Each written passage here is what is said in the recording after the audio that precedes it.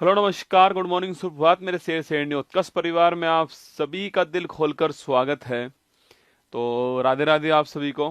Good morning to all of you. Actually में student बहुत ज़्यादा है ना क्लास के अंदर, तो हम पहले सारा सिस्टम चेक कर रहे थे कि सही क्लास चल रही है नहीं चल रही है ना। तो अब आपकी क्लास एकदम ठीक ठाक चल रही होगी मुझे उम्मीद है। तो बिल्कुल स्वागत है आप सभी का उत्कर्ष ऐप के अंदर। और आपसे आपकी क्लास लगातार उत्कर्ष ऐप के अंदर ही होने वाली है और ढंग से पूरी बात को समझने का प्रयास करेंगे। और मैं आपको बहुत सारी वीडियोज भी दिखा दूंगा इसी के अंदर, क्योंकि इसके अंदर कॉपीराइट नहीं आता है, इसलिए हम आपको वीडियो से फोटो से समझाने का प्रयास करेंगे। बस मेरे आपसे निवेदन इतना ही है कि आपके पास में वर्ल्ड मैप होना चाहिए इस क्लास को पढ़ने के लिए ना, क्योंकि सबसे महत्वपूर्ण कड़ी वर्ल्ड मैप ही है। क्योंकि मैं वर्ल्ड मैप के द्वारा समझाने का प्रयास करूंगा आपको कि भाई ये लोकेशन कहाँ पर है, ये वाली लोकेशन कहाँ पर है। मैं फिर कह रहा हूँ वर्ल्ड मैप पढ़ाऊंगा नहीं, वर्ल्ड मैप आपको दिखाऊंगा, आपके दिमाग में बैठाने का प्रयास करूंगा, ठीक है। तो चलिए, आप सभी लोग आ चुके होंगे, मुझे उम्मीद नहीं पूरा भरोसा है। तो हम लोग हमारी क्लास को शुरुआत करें अगर आप तैयार है तो। बिल्कुल good morning to all of you. अक्षांश देशांतर हम लोग पढ़ रहे थे दो क्लास के अंदर। तो देशांतर में मैंने आपको 0 डिग्री देशांतर कहाँ कहाँ से निकलती है वो मैंने ट्रिक आपको लिखाई, तो उसे याद करो। इंग्लैंड जो है, इंग्लैंड फ्रांस की जो स्प्रे थी, याद किया जरा सा नाई, और आपको याद होगा वो ट्रिक जो है। तो मैंने वो आपको लिखाया, ठीक है। 0 डिग्री देशांतर जो है मैंने आपको पढ़ा दिया। मैंने आपसे वहां पर टाइम निकालना समझाया, कैसे टाइम निकालते हैं ना, कि 4 मिनट एक देशांतर को पार करने में लगता है। भारत की मानक समय रेखा कौन सी है, वो सारी बातें कौन सी, वो मैंने आपको लिखा दी, ठीक है। चलिए, अब दोस्तों उसी में एक है ना लास्ट पॉइंट लिख लीजिए आप जो है। फिर हम हमारे टॉपिक की ओर आगे बढ़ जाएंगे, महाद्वीप की ओर, ठीक है। उसी में एक पॉइंट और रह गया है, वो है इंटरनेशनल डेट लाइन। मैं छोड़ना नहीं चाहता, इसलिए मैं सोच रहा हूँ लिखा देता हूँ, क्यों ही छोड़ूं आपको। तो लिखिए, अंतरराष्ट्रीय तिथि रेखा, ठीक है। अंतरराष्ट्रीय तिथि रेखा। एग्जाम में कभी कभी सवाल पूछ लेता है कहाँ से गुजरती है, ठीक है। तो मैं आपको ये लिखा देता हूँ, ठीक है, लिख लीजिए। इंटरनेशनल डेट लाइन है ना, क्या लिखोगे, लिखिएगा इंटरनेशनल, इंटरनेशनल डेट लाइन, अंतरराष्ट्रीय तिथि रेखा, ठीक है। इंटरनेशनल डेट लाइन, देखो याद कीजिए, एक हमने मैप बनाया था यहाँ पर जो है, एक हमने ऐसे बॉक्स बनाया था। और मैंने आपसे कहा था कि यहाँ पर जो है, इस बॉक्स में मैंने आपसे कहा था कि यह जो लाइन है आपके वो कौन सी है, यह है 0 डिग्री देशांतर। कौन सी है, यह आपके 0 डिग्री देशांतर है। और मैंने कहा था समय निकालने के लिए रेखा होती है, कौन सी, टाइम निकालने के लिए ये रेखा होती है, इसलिए इसको जीएमटी भी कहते हैं, टाइम जो होता है इसके ऊपर। इसे इंटरनेशनल टाइम लाइन कहते हैं, ठीक है, मैंने आपसे कहा था, ठीक है। यहाँ पर 180 डिग्री कौन सी है, ये पूर्वी देशांतर हो गया। और ये 180 डिग्री क्या है, पश्चिमी देशांतर है, ठीक है। 180 डिग्री पश्चिमी देशांतर है। मैंने आपसे कहा है कि दोनों एक ही है ना। जो ये 180 डिग्री जो देशांतर है ना, एक्चुअली में ये है इंटरनेशनल आपके डेट लाइन, ठीक है। जो 180 डिग्री देशांतर रेखा है उसे कहते हैं हम लोग इंटरनेशनल डेट लाइन, है ना। ये 1884 में वाशिंगटन में एक बैठक होती है, उसमें इसको इंटरनेशनल डेट लाइन कहा गया, ठीक है। इसको इंटरनेशनल डेट लाइन इसलिए कहा जाता है क्योंकि इसके अगर हम इधर से उधर चले जाएंगे या उधर से इधर आएंगे तो डेट चेंज हो जाएगी, टाइम नहीं डेट चेंज हो जाएगी। मतलब 24 घंटे का गैप आ जाएगा लाइफ के अंदर, इसलिए इसको इंटरनेशनल डेट लाइन कहते हैं, ठीक है। अब दोस्तों सोच के देखिए आप लोग, अभी मैं सारी बातें लिखाऊंगा पर आप सोच के देखिए कि यहाँ कोई ऐसा देश है, मान लो कि यहाँ पर कोई ऐसा देश है। अब दोस्तों इस देश के अंदर सोच के देखो, ये जो भाग ए है और यह जो भाग बी है, अब इस एक भाग में डेट कोई और हो जाए और बी भाग में डेट कोई और हो जाए, इससे बड़ी समस्या इस देश के लिए हो जाएगी, ठीक है। इसलिए ये पूरा प्रयास किया गया है, ये पूरी कोशिश की गई है कि यह जो लाइन है वो किसी भी स्थलीय भाग से ना गुजरे, केवल पानी पानी से गुजर जाए। जहां बीच में स्थलीय भाग आएगा, इसको दोस्तों ऐसे वहां पर मोड़ दिया जाएगा ना। तो इसको मोड़ा भी गया, 8 बार मोड़ा गया इस लाइन को। मोड़ने का कारण क्या है, कोई स्थलीय भाग से ना गुजरे, क्योंकि स्थलीय भाग में समस्या क्या होगी कि ये दो आपके स्थल होंगे, इन दोनों की डेट अलग अलग हो जाएगी, ठीक है। इसलिए इसको स्थलीय भाग से नहीं गुजारा गया है। तो पहले 4-5 पॉइंट लिख लेते हैं, फिर मैं समझाऊंगा कहाँ कहाँ से गुजरती है, फोटो में आपको दिखा दूंगा, ठीक है। चलिए मेरे साथ लिखिएगा, पहला पॉइंट लिखिएगा। लिखिए, 180 डिग्री देशांतर रेखा को, देशांतर रेखा को 1884 ईस्वी में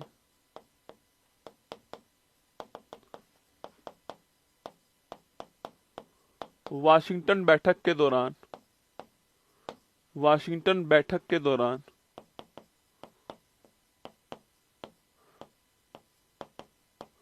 अंतरराष्ट्रीय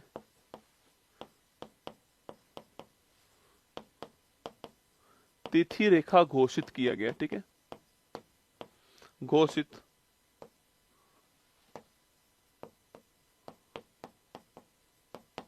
किया गया।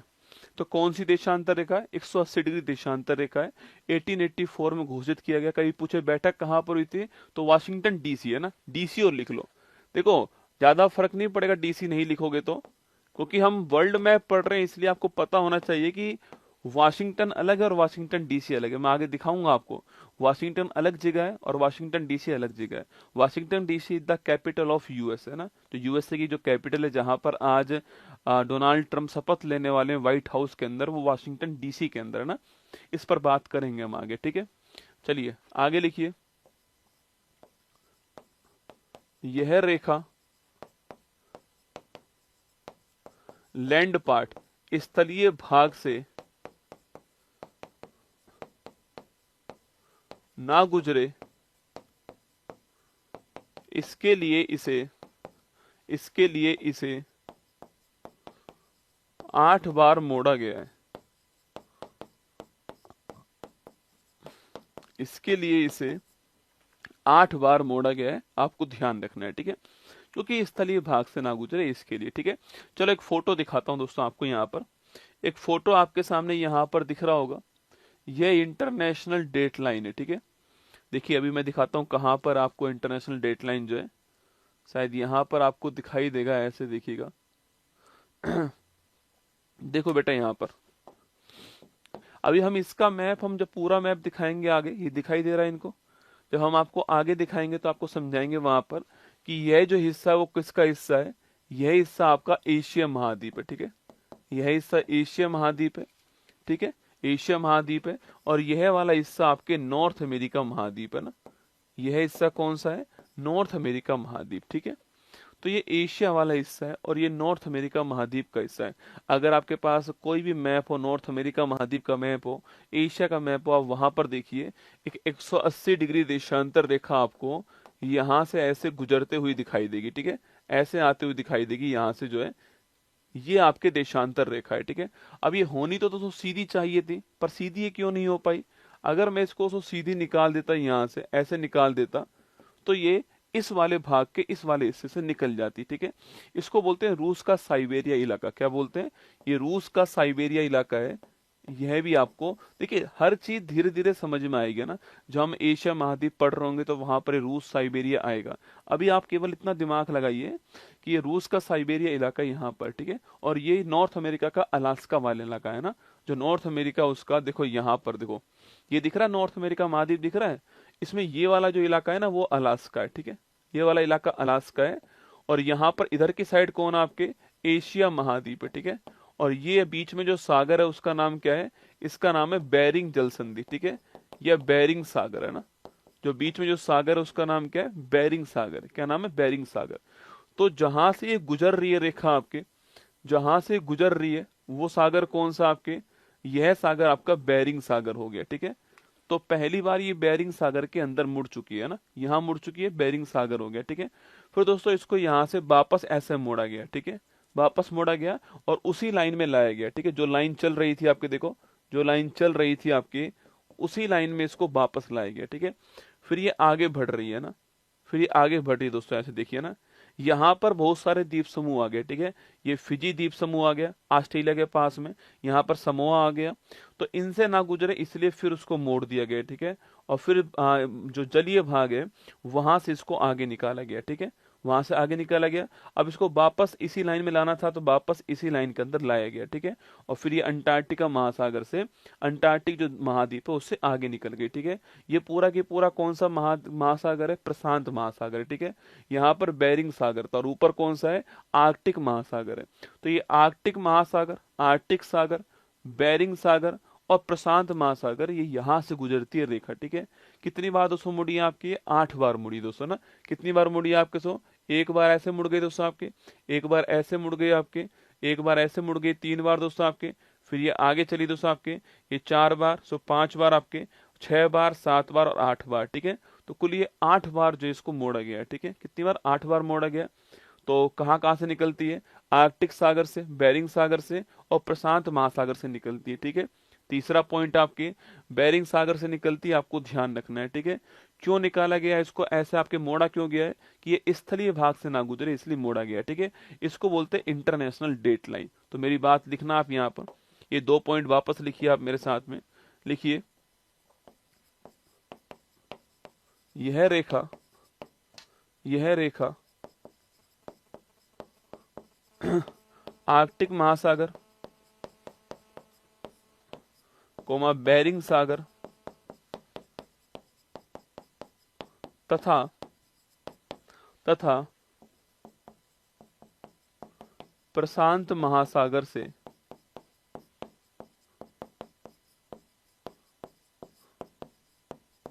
गुजरती है। कहाँ कहाँ से निकलती है? आर्कटिक महासागर, बेरिंग सागर और जो प्रशांत महासागर है वहां से निकलती है, आपको ध्यान रखना है, ठीक है। तो यहां से निकलती है, ठीक है। अब सबसे महत्वपूर्ण बात है कि भाई डेट चेंज दोस्तों कैसे होती है, ठीक है। देखिए अब इसको आपको समझना है, ठीक है दोस्तों, समझने का प्रयास करना है, बहुत आसान है, बस समझ लो एक बार, ठीक है। देखो ये इंटरनेशनल आपके डेट लाइन थी यहाँ पर, ठीक है, ये थी, है ना। इसके इधर कोई लोकेशन आपके ए हो गई और इसके इधर कोई लोकेशन आपके बी हो गई, ठीक है। इसके इधर कोई लोकेशन ए हो गई और इसके इधर कोई लोकेशन बी हो गई, ठीक है। मैंने क्यों कहा कि इंटरनेशनल डेट लाइन है, ठीक है। दोस्तों मैंने इसलिए कहा है कि अगर दोस्तों यहाँ पर आपके रविवार है, मतलब जो लोकेशन बी है, अगर यहाँ रविवार है तो लोकेशन 1 पर क्या होगा? सोमवार होगा। अगर लोकेशन बी पर रविवार है तो लोकेशन ए पर क्या होगा? सोमवार होगा, ठीक है। तो यहाँ डेट चेंज हो गई ना। लोकेशन बी पर अगर क्या है? सोमवार है, तो लोकेशन ए पर क्या होगा? आपके यहाँ पर आपके दोस्तों आपके मंगलवार होगा, ठीक है। मतलब यहाँ पर जो होगा उससे 1 प्लस यहाँ पर होगा, ठीक है। इसकी एक ट्रिक ध्यान रखनी है कि भाई टाइम कहाँ पर कैसे होगा, ठीक है। सवाल पूछ सकता है आपसे कि जो आपके जो इंटरनेशनल डेट लाइन है उसका ये वाला हिस्सा कौन सा हो गया? ये वाला हिस्सा आपके कौन सा हो गया? पश्चिमी हो गया, ठीक है। और ये वाला हिस्सा कौन सा हो गया? पूर्वी हो गया। सवाल पूछे कि अगर आप पूरब से पश्चिम की ओर जाओगे तो क्या होगा दोस्तों ना। अगर आप पूरब से पश्चिम की ओर जाओगे तो आपका एक दिन बर्बाद हो जाएगा। भाई यहाँ आप रविवार को जी रहे थे, यहाँ पहुंचे सीधा सोमवार आ गया, तो जो आप रविवार जी रहे थे वो बर्बाद हो गया, क्योंकि यहाँ पर पहले से सोमवार है। तो अगर आप पूरब से पश्चिम की ओर जाओगे तो क्या होगा? एक दिन आपका बर्बाद हो जाएगा। इसको एक ट्रिक से ध्यान रखना। एक बड़ी फेमस लाइन है, बड़ा फेमस कोट है कि travel to west, travel to west मतलब पश्चिम की ओर ट्रेवल करने पर 1 डे वेस्ट, एक दिन बर्बाद हो जाएगा। Travel to west 1 day west, अगर मैं पूरब से पश्चिम की ओर जाऊंगा तो मेरा एक दिन क्या होगा? बर्बाद हो जाएगा, ठीक है। मैं एक दिन आगे हो जाऊंगा, यहाँ रविवार, यहाँ सोमवार। तो अगर मैं ट्रेवल करूंगा किससे? पूरब से पश्चिम को ट्रेवल करूंगा इस डेट लाइन को पार करते हुए, तो मेरा एक दिन क्या होगा? बर्बाद होगा, ठीक है।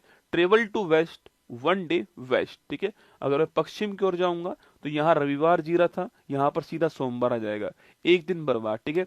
और मैं अगर ऐसे यहाँ आऊंगा वापस, अगर मैं पश्चिम से पूरब की ओर आऊंगा तो यहाँ मैं सोमवार था, रविवार जी चुका हूँ, यहाँ पर वापस रविवार आ गया, एक दिन मुझे जीने का मौका और मिलेगा, ठीक है।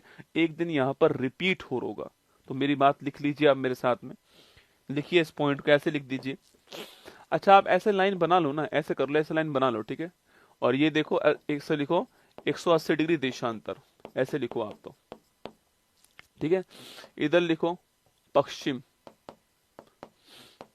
इधर लिखो पूरब, ठीक है। इधर लिखो आप, यहां पर लिखो सोमवार और यहां लिखो रविवार। इससे समझने में आसानी होगी, ठीक है।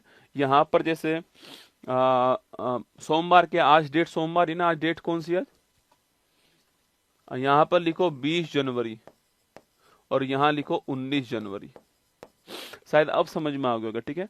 और यहीं पर लिख दो आप, एक ट्रिक लिख दो, ट्रेवल टू वेस्ट, आपको ये ट्रिक ध्यान रखनी है। Travel to west, one day west, one day west मतलब कि देखना, अगर पूरब से पश्चिम की ओर गति करोगे, पूरब से पश्चिम की ओर तिथि रेखा को क्रॉस करोगे, तिथि रेखा को क्रॉस करेंगे तो एक दिन बर्बाद हो जाएगा या तारीख एक बढ़ जाएगी। बात समझ में आ गई नहीं आई आपको? बताओ मुझे। अगर आप टेबल टू वेस्ट करोगे, अगर आप पश्चिम की ओर यात्रा करोगे तो आपका एक दिन वेस्ट हो जाएगा या फिर डेट आपकी एक बढ़ जाएगी। ठीक है, एक डेट बढ़ जाएगी। यहाँ 19 जनवरी है और यहाँ पर 20 जनवरी है, एक डेट आपकी बढ़ जाएगी। ये इतना कर लोगे आप, यस या नो? इसको थोड़ा ध्यान रखना है ना। Travel to west, one day west, और इसको हमेशा ऐसे ही याद करना है, ऐसे ही देखना है इसको ना। इससे क्या सवाल कुछ भी पूछ ले आपसे, अगर सवाल आपसे ऐसा पूछ ले कि भाई, सवाल अगर आपसे ऐसा पूछे कि भाई अगर पूरब में इंटरनेशनल डेट लाइन के पूरब में रविवार है तो पश्चिम में क्या होगा, सवाल ऐसे पूछ सकता है आपसे। कुछ भी सवाल पूछे आप करिए आना। मैं वैसे इसको मैं छोड़ने वाला था, सच बता रहा हूँ मैं आपको, क्योंकि मैं आज से शुरू करने वाला था महाद्वीप। फिर मुझे लगा कि यार माना कि 4 लाइन है, पर एग्जाम में भाई पूछे इंटरनेशनल डेट लाइन कब डिसाइड हुई, ये सवाल पूछ सकता है। सवाल पूछे कि इंटरनेशनल डेट लाइन में कौन सा देशांतर काम आता है, सवाल ये पूछ सकता है। सवाल ये पूछे कि इंटरनेशनल डेट लाइन के पूरब में रविवार है तो पश्चिम में क्या कौन सा वार होगा, इंटरनेशनल डेट लाइन के पूरब में ये तारीख है तो पश्चिम में तारीख कौन सी होगी, सवाल ये पूछ सकता है आपसे। या फिर पूरब से पश्चिम की ओर जाने पर क्या चेंज आएगा, सवाल ये पूछ सकता है। इंटरनेशनल डेट लाइन कहाँ से नहीं गुजरती है, 3-4 ऑप्शन दे देगा आपको, सवाल पूछ सकता है। इंटरनेशनल डेट लाइन को क्यों मोड़ा गया है, सवाल ये पूछ सकता है। इंटरनेशनल डेट लाइन कितनी बार मोड़ी गई है, सवाल ये पूछ सकता है। मैंने आपको हर तरीके से सवाल जो है वो यहाँ पर करा दिया। ठीक है, चलिए अब हम दोस्तों आगे बढ़ते हैं। टॉपिक नंबर हमारा 2 जो है, हम महाद्वीप की ओर आते हैं। ठीक है, देखिए टॉपिक नंबर 2 जो है हमारा वो होगा महाद्वीप। ठीक है, तो लिखिए टॉपिक नंबर 2 हमारा हो गया महाद्वीप, कॉन्टिनेंट। एक्चुअली में वर्ल्ड मैप तो यहां से चालू होता है बेटा ना, वर्ल्ड मैप तो चालू यहां से होता है, कॉन्टिनेंट से, महाद्वीप से। वर्ल्ड मैप यहां से। अच्छा, महाद्वीप किसका भाग है दोस्तों?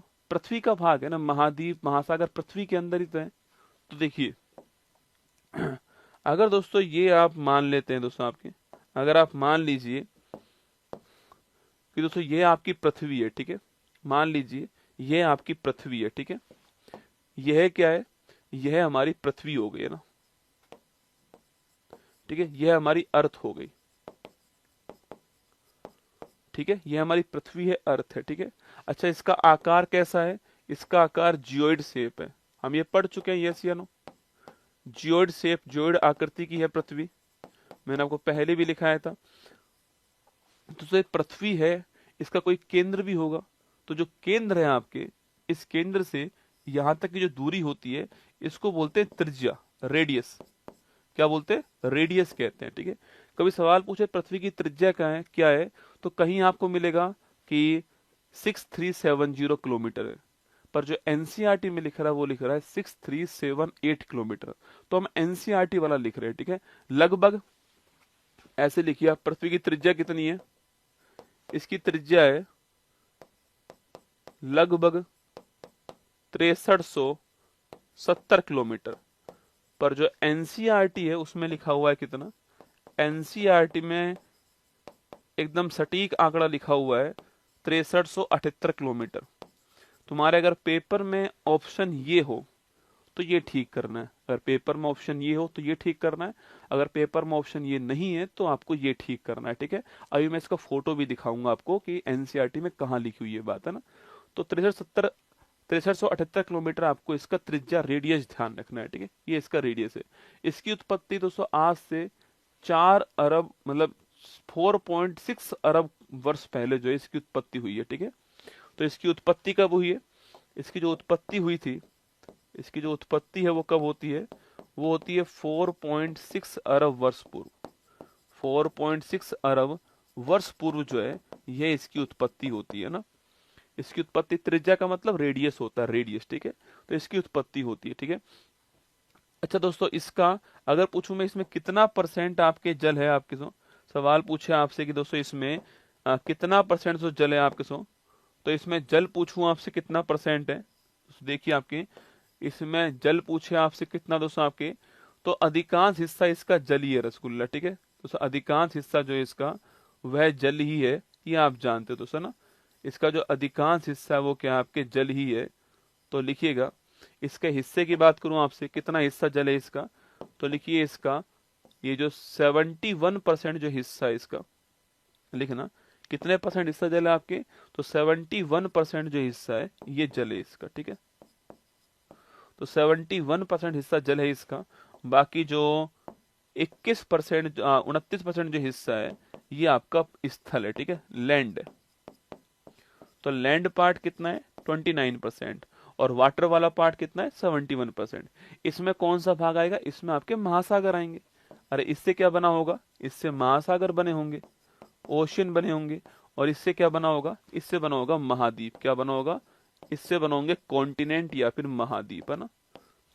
तो इसका 29% स्थल वाला भाग है और 21% क्या है? इसका जल वाला भाग है, आपको ध्यान रखना है, ठीक है।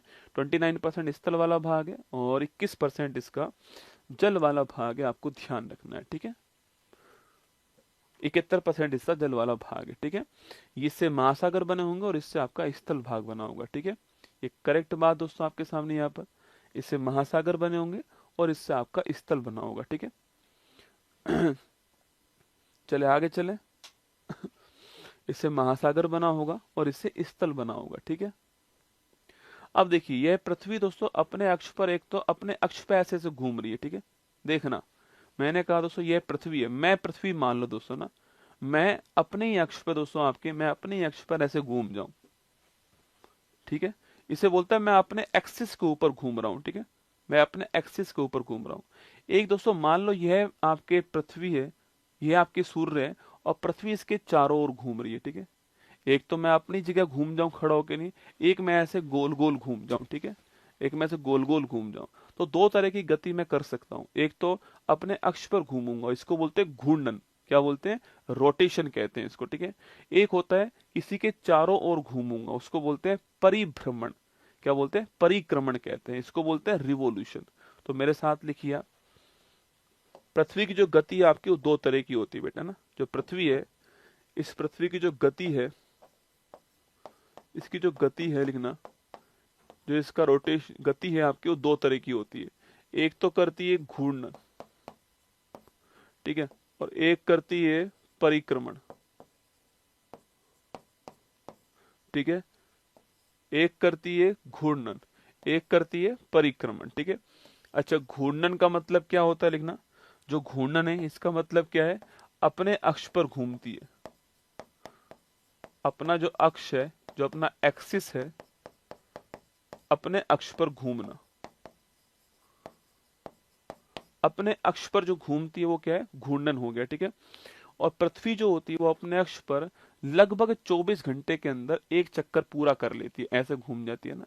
23 घंटे 56 मिनट 4 सेकंड, सही आंकड़ा लिखिएगा।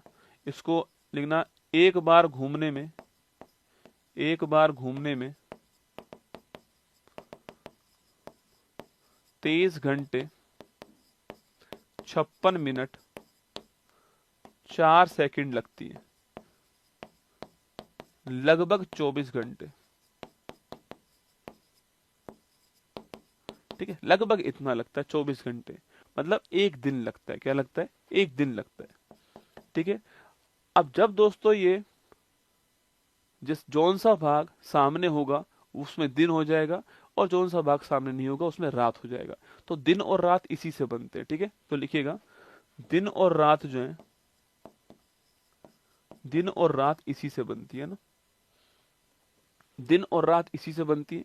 और 24 घंटे में ये पूरा होता है घूर्णन, आपको ध्यान रखना है, ठीक है। एक होता है परिक्रमण, इसका मतलब है किसी के चारों ओर, और किसी का मतलब सूर्य के चारों ओर, तो लिखिएगा सूर्य के चारों ओर, सूर्य के चारों ओर घूमना। और जो पृथ्वी है वो सूर्य के चारों ओर घूमती है, तो अपना जो एक चक्कर है वो लगभग कितने दिन में, लगभग 365 दिन 6 घंटे में, 365 दिन 6 घंटे में लगाती है।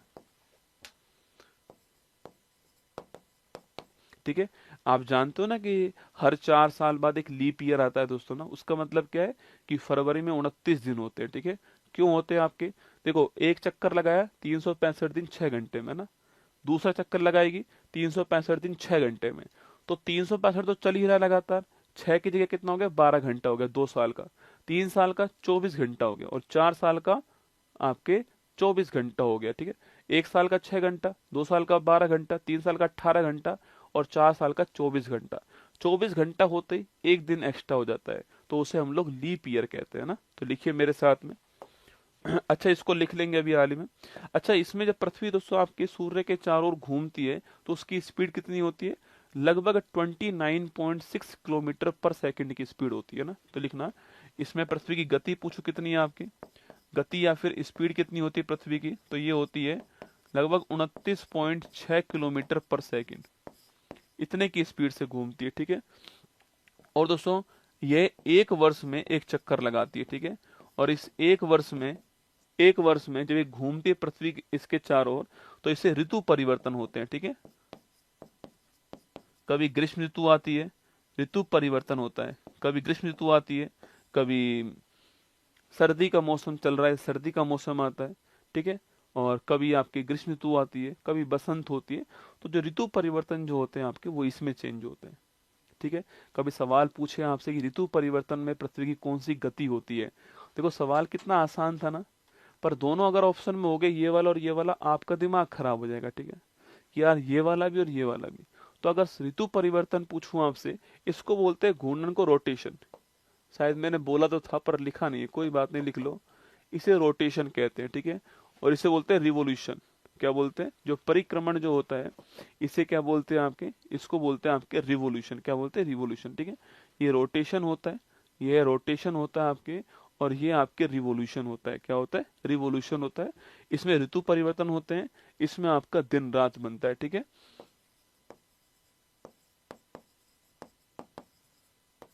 ठीक है, इसमें दिन रात बनते हैं, और इसमें आपका ऋतु परिवर्तन होता है, आपको ध्यान रखना है। ठीक है, इसमें ऋतु परिवर्तन होता है, और 365 दिन 6 घंटे का टाइम इसमें लगता है। ठीक है, कितना टाइम लगता है, 365 दिन 6 घंटे का टाइम लगता है एक चक्कर पूरा करने में। ठीक है, एक चक्कर पूरा करने में इतना दिन का टाइम इसमें लगता है। ठीक है, अब दोस्तों इसके बारे में हम थोड़ा और देखते हैं। ठीक है, किसके बारे में, हम महाद्वीप की ओर आ रहे हैं, पर महाद्वीप पृथ्वी से बने तो पहले पृथ्वी के बारे में देख लेते हैं, फिर महाद्वीप की ओर आएंगे दोस्तों ना। अब देखिए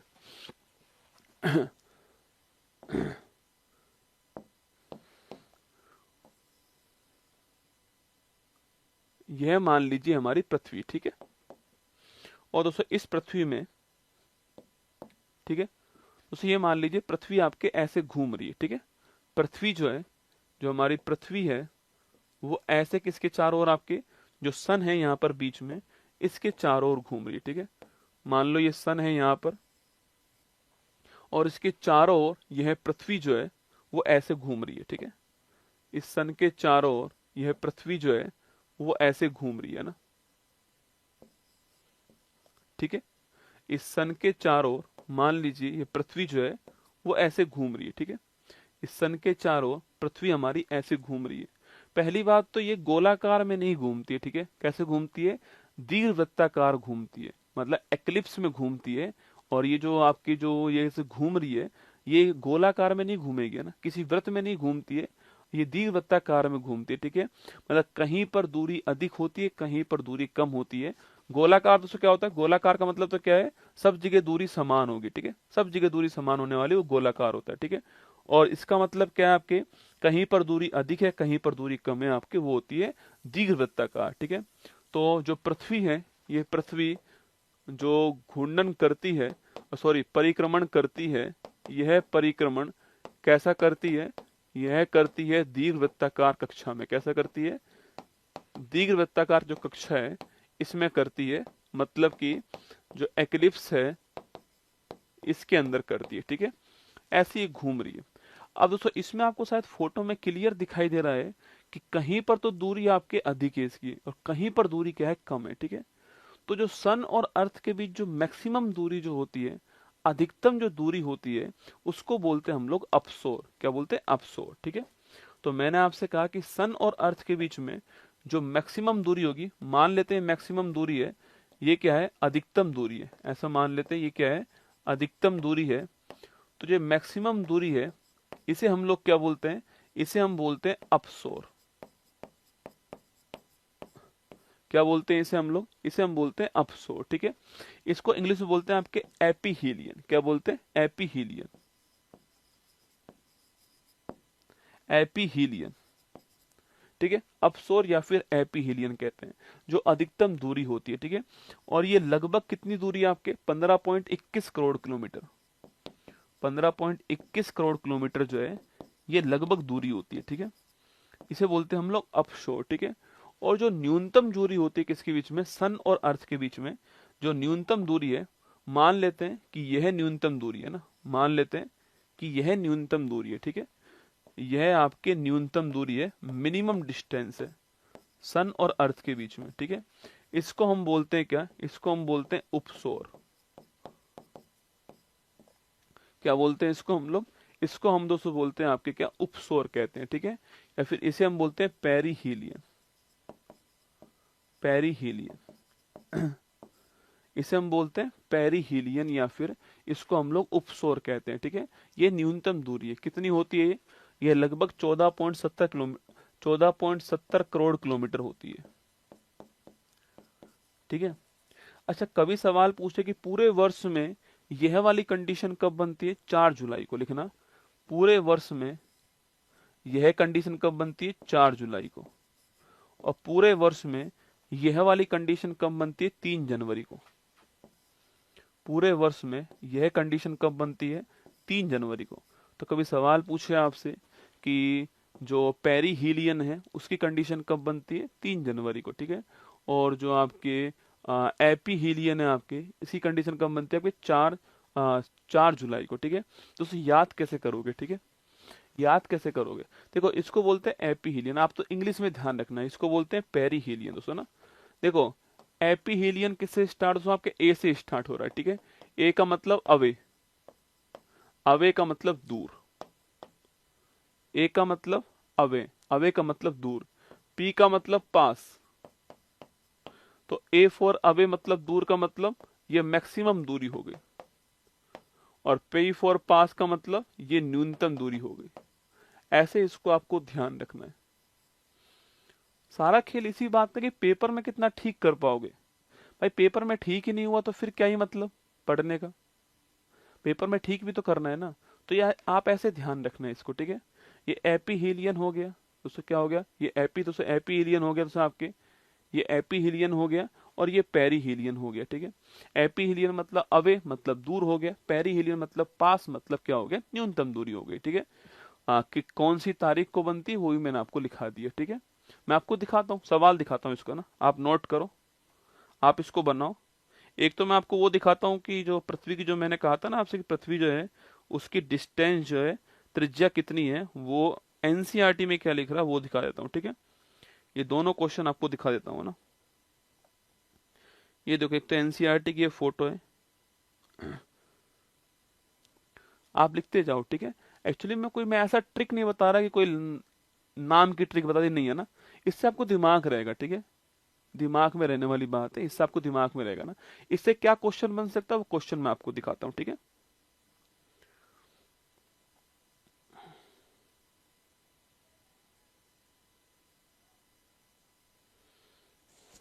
इससे एक क्वेश्चन मैं आपको दिखा रहा हूं, ठीक है। देखो, एक क्वेश्चन आप ऐसे देख लीजिए। हाँ, वो तो दिखा दो, इनको फोटोज दिखा दो ना। आवाज मेरी कम जा रही है क्या? क्वेश्चन तो दिखा, वो तो दिखा दो। देखो, एक मैप आपको दिखाया जा रहा है यहाँ पर ना, दिखाओ।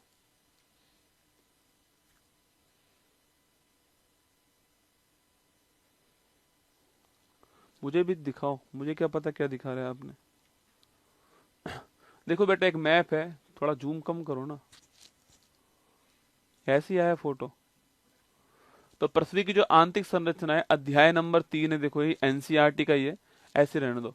भूगर्भ की जानकारी के साधन देखो लिखा हुआ है हेडिंग, पृथ्वी की त्रिज्या लगभग 6378 किलोमीटर है, ये यहाँ पे लिखा हुआ है, ठीक है। तो ये मैंने यहीं से उठाया है, ये आपके एनसीईआरटी का लिखा हुआ है, यहीं से उठाया, पर लगभग आपको अधिकांश जगह जो है 6370 मिलेगी, ठीक है, ध्यान रखना है ना। एक क्वेश्चन इसका सवाल का क्वेश्चन देख लीजिए आप, जो है ये कैसे क्वेश्चन पूछ सकता है आपसे यहाँ पर, है ना। देखो इस सवाल का क्वेश्चन देख लीजिए, कैसे सवाल पूछ सकता है वो भी दिखा रहा हूं आपको, ठीक है। तो अपशोर कब होता है? 4 जुलाई को होता है। उपशोर कब होता है? 3 जनवरी को होता है। अपशोर का मतलब एपीहीलियन 15.21 करोड़ किलोमीटर, उपशोर का मतलब पेरीहीलियन 14.70 करोड़ किलोमीटर, आपको ध्यान रखना है, ठीक है। तो ये दोनों, हाँ एवरेज दूरी 14.98 करोड़ किलोमीटर एवरेज दूरी है, पर मैंने ये न्यूनतम दूरी लिखाई है और ये अधिकतम दूरी लिखाई है, ठीक है, दोनों मैंने आपको यहाँ पर लिखाया है ना। चलो देखो एक क्वेश्चन देखो, अपशोर की घटना के दौरान पृथ्वी और सूर्य के बीच की अनुमानित दूरी क्या है, एवरेज दूरी क्या है, ठीक है। 137 million kilometre, 147 million kilometre, 142 million kilometre और 152 मिलियन किलोमीटर। अगर आपको ये नहीं पता तो आप सवाल नहीं कर पाओगे, मतलब आप तुक्का नहीं मार सकते इस सवाल में कि तुक्का मार दो। आपको अगर ये भी पता है ना कि अपशोर का मतलब क्या होता है, आपको ये पता है कि एपीहीलियन का मतलब क्या होता है, मैक्सिमम दूरी होती है, तो आप इन चारों ऑप्शन में से काम कर पाओगे। मैक्सिमम दूरी कौन सी है? 152 मिलियन किलोमीटर। अरे यही तो हुई, 15.2 किलोमीटर यही तो होता है, 15.2 करोड़ किलोमीटर का मतलब है 152 मिलियन किलोमीटर। तो इसका आंसर क्या होगा? ऑप्शन नंबर 4 होगा। सवाल ऐसे भी आपसे पूछ सकता है, ठीक है, तैयार रहना उसके लिए ना। तो ये दोस्तों पृथ्वी जो है, उसमें मैंने उपसौर और अपसौर क्या होते हैं उसकी बात की, ठीक है।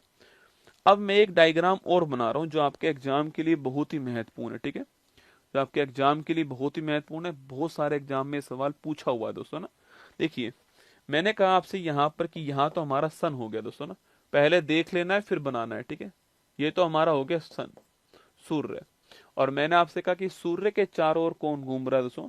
इस सूर्य के चारों ओर हमारी जो पृथ्वी है वो घूम रही है दोस्तों ना।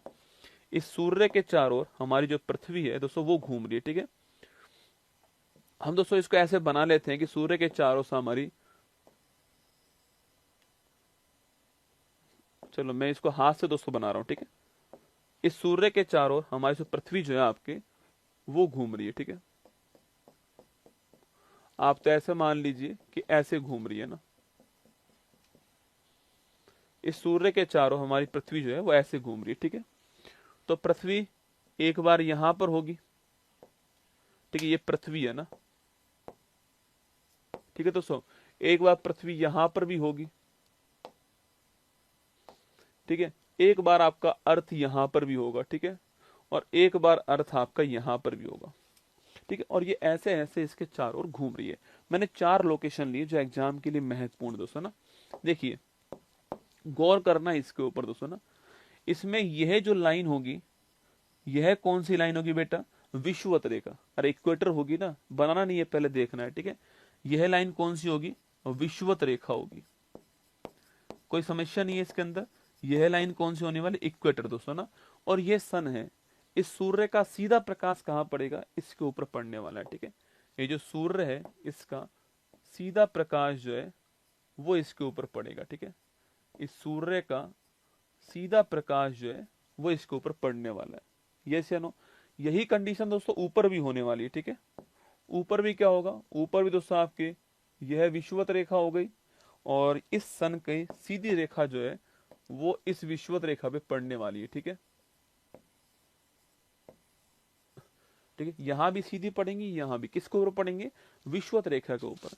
जब सूर्य की किरण सीधी विषुवत रेखा पर पड़ती है लंबवत, जब सूर्य की किरण सीधी लंबवत विषुवत रेखा के ऊपर पड़ती है, परपेंडिकुलर सीधी पड़ती है, तो उस कंडीशन को बोलते हैं विषुव या फिर इक्विनॉक्स कहते हैं।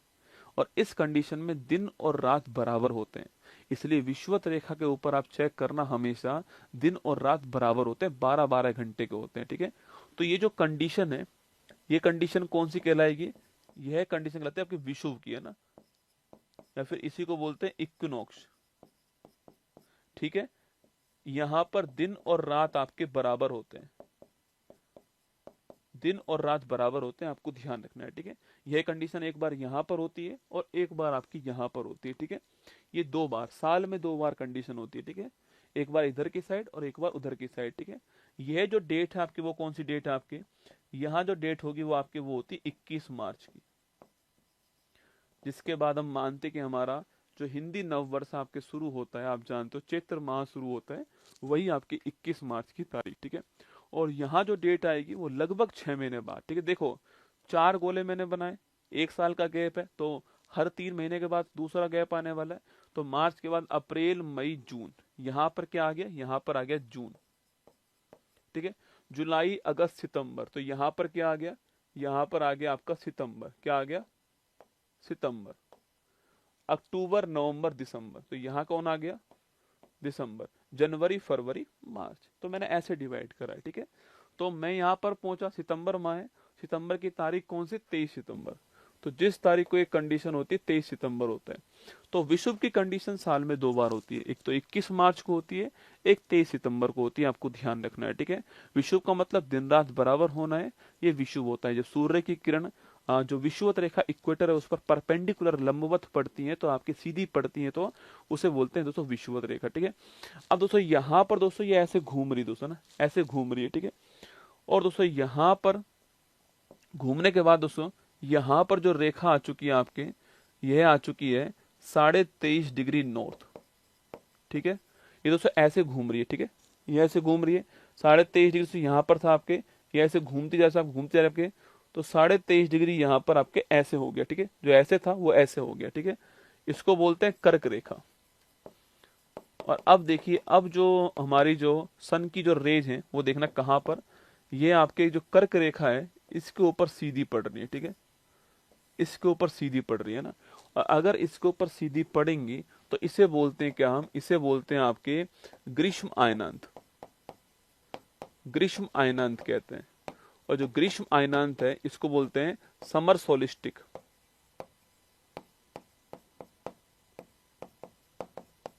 ठीक है, और यह तारीख होती है 21 जून की तारीख, 21 जून की तारीख होती है। ठीक है, तो ये समर सोलिस्टिक हो गया, ग्रीष्म आयनांत हो गया। ठीक है, समर सोलिस्टिक कहते हैं इसको।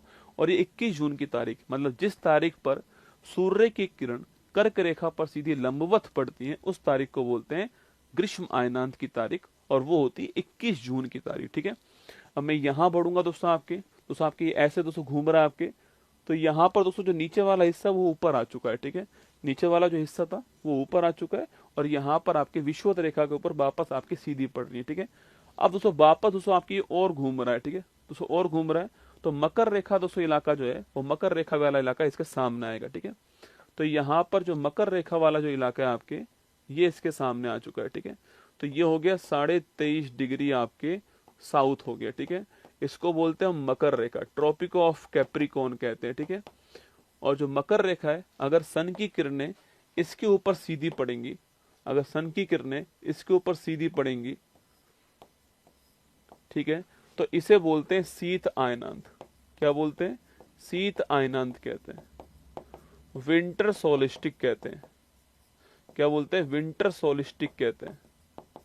ठीक है, और यह तारीख होती है 22 दिसंबर की तारीख, यह तारीख होती है 22 दिसंबर की। 4 तारीख मैंने लिखाई, 21 मार्च, 21 जून, 23 सितंबर और 22 दिसंबर। ठीक है, 21 मार्च और 21 सितंबर को दिन और रात की अवधि बराबर होती है। ठीक है, यहां भी दिन और रात बराबर होंगे। ठीक है, तो 21 मार्च और 23 सितंबर को दिन और रात की अवधि बराबर होती है। जो 21 जून है, इसमें जो ये सन है, इसकी जो अधिकांश किरणें, सीधी किरणें कहां पर पड़ती हैं, जो उत्तरी गोलार्ध है उसमें पड़ती है। भाई कर्क रेखा कहां पर है, उत्तरी गोलार्ध के अंदर है, तो इस कारण दोस्तों उत्तरी गोलार्ध में यहाँ पर दिन बड़ा हो जाता है। देखो यहाँ दिन और रात बराबर। ठीक है, अब मैं जब आगे बढ़ रहा हूँ दोस्तों यहाँ पर, तो यहाँ दिन बड़ा होता जा रहा है। ठीक है, ये दिन बड़ा हो रहा है, और जो ये 21 जून की तारीख है, इसमें उत्तरी गोलार्ध में सबसे बड़ा दिन हो जाता है।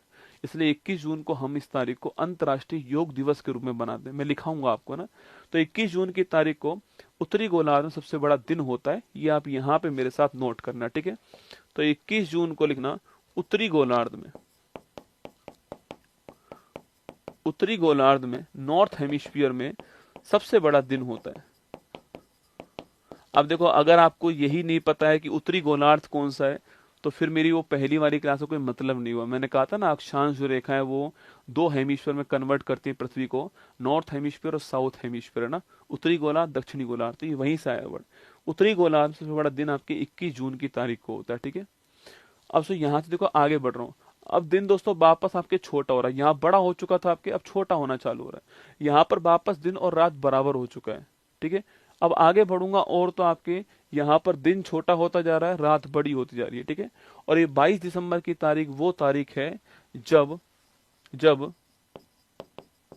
उत्तरी गोलार्ध में, क्योंकि हम लोग उत्तरी गोलार्ध में, ठीक है, इसलिए लिख रहा हूं, उत्तरी गोलार्ध में सबसे बड़ी रात होती है, सबसे बड़ी रात होती है, ये आपको ध्यान रखना है, ठीक है। जहां उत्तरी गोलार्ध में सबसे बड़ी रात होगी आपके, वो 22 दिसंबर की तारीख, ठीक है। अब यहां से वापस से रात छोटी होना स्टार्ट होगी, तो यहाँ पर वापस आकर के दिन और रात बराबर हो जाएंगे। तो ये पूरा चक्कर आपके ऐसे घूमता है। अब इस एक डायग्राम में जाने कितने क्वेश्चन बन सकते हैं। ये चारों डेट बन सकती हैं, इन चारों डेट का मतलब क्या है वो बन सकता है, ग्रीष्म अयनांत क्या होता है, शीत अयनांत क्या होता है, विषुव क्या होता है, वो सवाल बन सकता है। सबसे बड़ा दिन उत्तरी गोलार्ध में कब होता है, यहाँ पर कब होता है, सबसे बड़ी रात आपकी, ये पूछ सकता है। क्यों होता है वो सवाल बन सकता है। एक डायग्राम में आपको सारी बातें हैं। पहले आप इस डायग्राम को बना दीजिए, फिर कुछ बातें मैं इसके बारे में आपको और लिखाऊंगा, जैसे कि 21 जून की तारीख के बारे में लिखाऊंगा कि भाई 21 जून की तारीख को हम क्या बनाते हैं, अंतर्राष्ट्रीय योग दिवस बनाते हैं, ठीक है। तो एक बार आप इसको बना दीजिए ना, ये मेरी बुक में भी दिया हुआ है, ठीक है। अगर आप मेरी बुक आपके पास में है तो इसमें आपको मिल जाएगा, ठीक है। मैंने आपको 4 कंडीशन पृथ्वी की यहाँ पर लिखवाई, जिसमें एक कंडीशन यहाँ पर इक्विनॉक्स की कंडीशन थी, 21 मार्च की कंडीशन है, दिन और रात बराबर होते हैं। यहाँ कंडीशन आपकी ग्रीष्म अयनांत की थी, समर सोलिस्टिक 21 जून की कंडीशन है। यहाँ कंडीशन 23 सितंबर की है, दिन और रात बराबर यहाँ पर होंगे, विषुव की कंडीशन है भी। और ये वाली कंडीशन शीत अयनांत की है, मतलब विंटर सोलिस्टिक की है, 22 दिसंबर की कंडीशन आपको ध्यान रखना है, ठीक है। अब 4-5 पॉइंट में लिखा रहा हूँ, आपको यहाँ पर नोट कर लेने मेरे साथ में।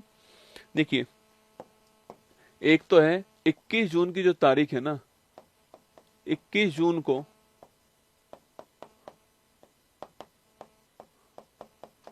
अंतर्राष्ट्रीय योग दिवस मनाया जाता है। 21 जून को अंतर्राष्ट्रीय योग दिवस मनाया जाता है, ठीक है। 21 जून को अंतर्राष्ट्रीय योग दिवस मनाया जाता है। अच्छा, ये शुरू कब हुआ था अगर पूछूं आपसे, तो 2014 के अंदर जब मोदी जी यूएनओ के अंदर गए हुए थे, तो वहां पर इसको शुरू किया था, ठीक है। 14 के अंदर जब मोदी जी यूएनओ में गए थे ना, वहां इसको शुरू किया था आपके। तो 2015 से इसकी शुरुआत हो गई, ठीक है। तो लिखिए, ये पहली बार कब बनता है, तो ये पहली बार जो है यह 21 जून 2015 को यह पहली बार बनाया गया, ठीक है। तो 21 जून 2015 को यह पहली बार बनाया गया, ठीक है। और 2024 जो गया है उसकी थीम क्या लिखना, 2024 की बात करूं आपसे, अच्छा कौन से क्रम का होगा ये, तो 15 को पहला, 16, 17, 18, 19, 20, 21, 22, 23, 24, मतलब कौन से क्रम का होने वाला है, 10वें क्रम का होने वाला है, ठीक है। तो यह जो है किस 24 में जो बनाया गया आपके 21 जून वाला, वो थीम क्या है, स्वयं और समाज के लिए योग, है ना, स्वयं और समाज के लिए योग, स्वयं और समाज के लिए योग आपको ध्यान रखना है, ठीक है। Yoga for self and society, है ना, yoga for self and society, ये आपको ध्यान रखना है, ठीक है। स्वयं और समाज के लिए योग, है ना। तो पहला क्वेश्चन तो ये हो गया यहाँ पर जो आपको ध्यान रखना है, ठीक है। इसके अलावा लिखिए आप मेरे साथ में, देखिए विषुव, विषुव की स्थिति में, विषुव मतलब इक्विनॉक्स की स्थिति में दिन और रात बराबर होते हैं, दिन और रात बराबर होते हैं, तथा विषुव की स्थिति में दिन और रात बराबर होते हैं, तथा तथा सूर्य की किरणें तथा सूर्य की किरणें भूमध्य रेखा पर लंबवत सीधी गिरती हैं। ठीक है, भूमध्य रेखा पर लंबवत सीधी गिरती है आपके विश्व की कंडीशन के अंदर दो बार होता है साल में, 21 मार्च को और आपके 23 सितंबर को। ठीक है, ये आपको ध्यान रखना है। 12 घंटे का दिन, 12 घंटे की रात होती है। सबसे बड़ा दिन कब होता है उत्तरी गोलार्ध में? 21 जून को होता है। सबसे बड़ी रात कब होती है उत्तरी गोलार्ध में? वो आपके 22 दिसंबर को होती है। तो मैंने आपको 6 डेट लिखा है अभी तक, आपको याद हो तो। एक तो 21 मार्च, 21 जून, 23 सितंबर और 22 दिसंबर, 4 तो ये हो गई। इसके अलावा मैंने आपको 2 डेट यहाँ पर लिखा दी, 3 जनवरी और आपके 4 जुलाई। तो ये 6 डेट आपको ज्योग्राफी की दृष्टि से आपको ध्यान रखनी है। कौन कौन सी? 3 जनवरी, 4 जुलाई, 21 मार्च, 21 जून, 23 सितंबर और 22 दिसंबर। ये 6 डेट आपके दिमाग में ज्योग्राफी के दृष्टिकोण से होनी चाहिए। ठीक बात है। तो ये हमारा पृथ्वी के बारे में कुछ बातें हमारे सामने। पृथ्वी में मैंने कहा, पृथ्वी के अंदर महाद्वीप भी है और महासागर भी है, स्थल वाला पार्ट भी है और लैंड आपके जल वाला पार्ट भी है। जो स्थल वाला पार्ट है उससे बनते हैं आपके महाद्वीप। ठीक है, इसके लिए एक थ्योरी चलती है बेटा, उस थ्योरी का नाम है वैगनर का महाद्वीपीय विस्थापन सिद्धांत। देखो मेरे इसमें बिल्कुल सही क्लास चल रही है एकदम, है ना। हो सकता है आप में से कुछ के समस्या आ रही हो, तो जिनके समस्या आ रही है वो मेरी क्लास जब समाप्त हो आधा घंटे बाद में, उसके बाद में पूरी क्लास आपको अपलोड मिलेगी, जो कि पूरी क्लास होगी। ठीक है, उसमें कहीं भी एरर नहीं होगा, वो पूरी क्लास आप लोग वहां से देख लीजिएगा ना। जिनके सही चल रही है क्लास वो मेरी क्लास को ध्यान से देखते जाइए। ठीक है, मुझे आपके कमेंट्स नहीं दिखाई दे रहे अभी, हमारे पास आपके कमेंट्स नहीं पहुंच रहे अभी जो है, पर मेरी क्लास सही चल रही है। और इसके लिए मैं आपको दिखा दूं मेरे मोबाइल में, आपको जो मेरा मोबाइल आपको उसी में दिखा देता हूँ। जो मेरा मोबाइल है उसी में आपको चेक करा देता हूँ। देखो, जिनके सही चल रही है क्लास वो मेरी क्लास को ध्यान से देखते जाइए। तो जो मेरी क्लास, मुझे आपके कमेंट्स नहीं दिखाई दे रहे, देखो हमारे पास आपके कमेंट्स नहीं पहुंच रहे अभी जो है, पर मेरी क्लास सही चल रही है। और इसके लिए मैं आपको दिखा दूं मेरे मोबाइल में, आपको जो मेरा मोबाइल आपको उसी में दिखाया, तो एकदम सही क्लास चल रही है मेरे मोबाइल में, इसलिए मैं कंटिन्यू कर रहा हूँ। ठीक है, तो जिनको क्लास नहीं चल पा रही है वो जैसे ही मेरा सेशन समाप्त हो उसके बाद में 5-10 मिनट बाद वापस चेक कर लेना आप लोग, पूरी क्लास आपको वहां पर दिख जाएगी। ठीक है, चलिए तो आगे मैं बढ़ता हूँ। तो दोस्तों एक सिद्धांत आता है महाद्वीप की उत्पत्ति कैसे हुई। ठीक है, तो महाद्वीप की जो उत्पत्ति है, इस महाद्वीप की उत्पत्ति के लिए एक सिद्धांत आता है ना, और उस सिद्धांत का नाम क्या है? बड़ा फेमस सिद्धांत है, महाद्वीपीय विस्थापन सिद्धांत। क्या नाम है इसका? महाद्वीपीय विस्थापन सिद्धांत। इसको बोलते हैं continental drift theory. Continental drift theory. इसको देने वाले कौन थे? इसको देने वाले थे वैगनर। वैगनर जर्मनी के रहने वाले थे, इन्होंने ये सिद्धांत दिया था। ठीक है, वैगनर जर्मनी के रहने वाले थे और 1912 के अंदर ये सिद्धांत दिया। ठीक है, हमें सिद्धांत विद्वान तो नहीं पढ़ने, मैं आपको जो कॉमन बात है वो आपको मैं बढ़ाता हूँ। ठीक है, जो कॉमन बात है जो मुझे लगता है आपके लिए महत्वपूर्ण, आपके वो कॉमन बातें मैं आपको यहाँ पर जो है पढ़ा देता हूँ। ठीक है,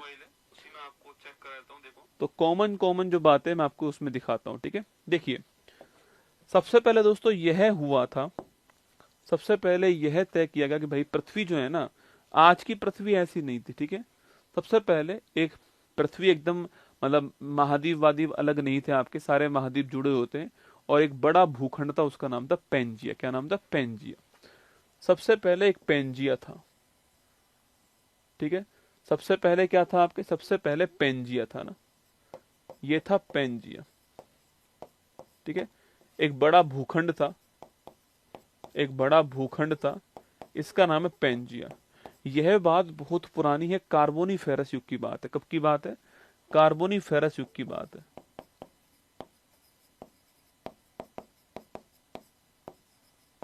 ठीक है, ये पेंजिया था, और इस पेंजिया के चारों ओर, ये तो भूखंड था, इसके चारों ओर पानी था। ठीक है, उसको पैंथालासा कहा गया ना।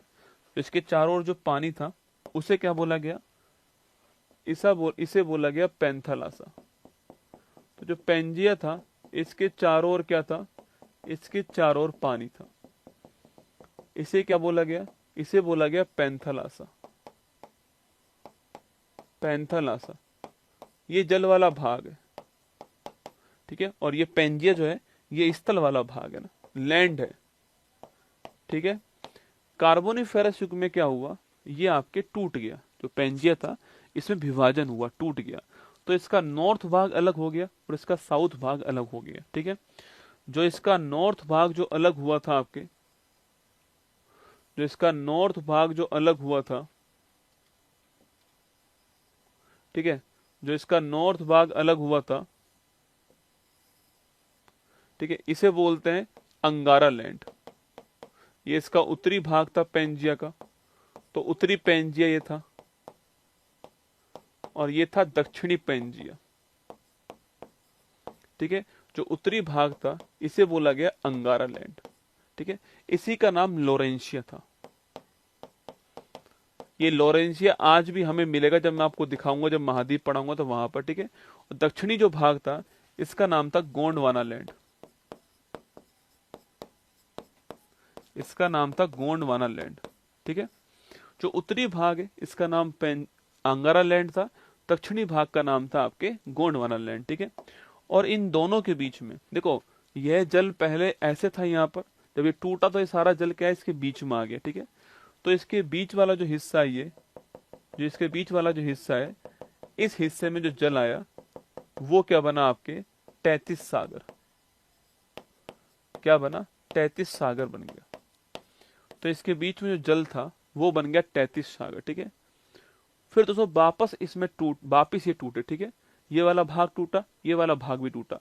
जब ये उत्तरी वाला भाग जो आपके अंगारा लैंड वाला भाग है दोस्तों, यह टूटा, तो इससे क्या बना, और जो ये साउथ वाला जो भाग है अगर ये टूटा दोस्तों, इससे क्या बना, ठीक है। देखिए एक दोस्तों मैं आपको रो डायग्राम बना रहा हूं यहां पर दोस्तों। इसमें देखिएगा, इसमें बीचों बीच से कौन सी रेखा निकलती है आपकी, बीचों बीच से निकलती है विषुवत रेखा, ठीक है। इसके बीचों बीच में से कौन सी निकलती है आपके, यह निकली विषुवत रेखा, ठीक है।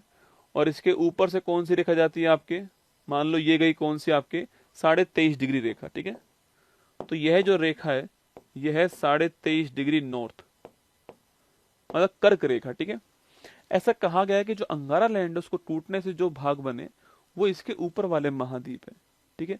और यहाँ पर कौन कौन से महाद्वीप आ गए, तो एक तो उत्तरी अमेरिका महाद्वीप आ गया। यहाँ पर कौन सा महाद्वीप आया, तो यहाँ पर एक महाद्वीप आ गया, इसका नाम है उत्तरी अमेरिका महाद्वीप।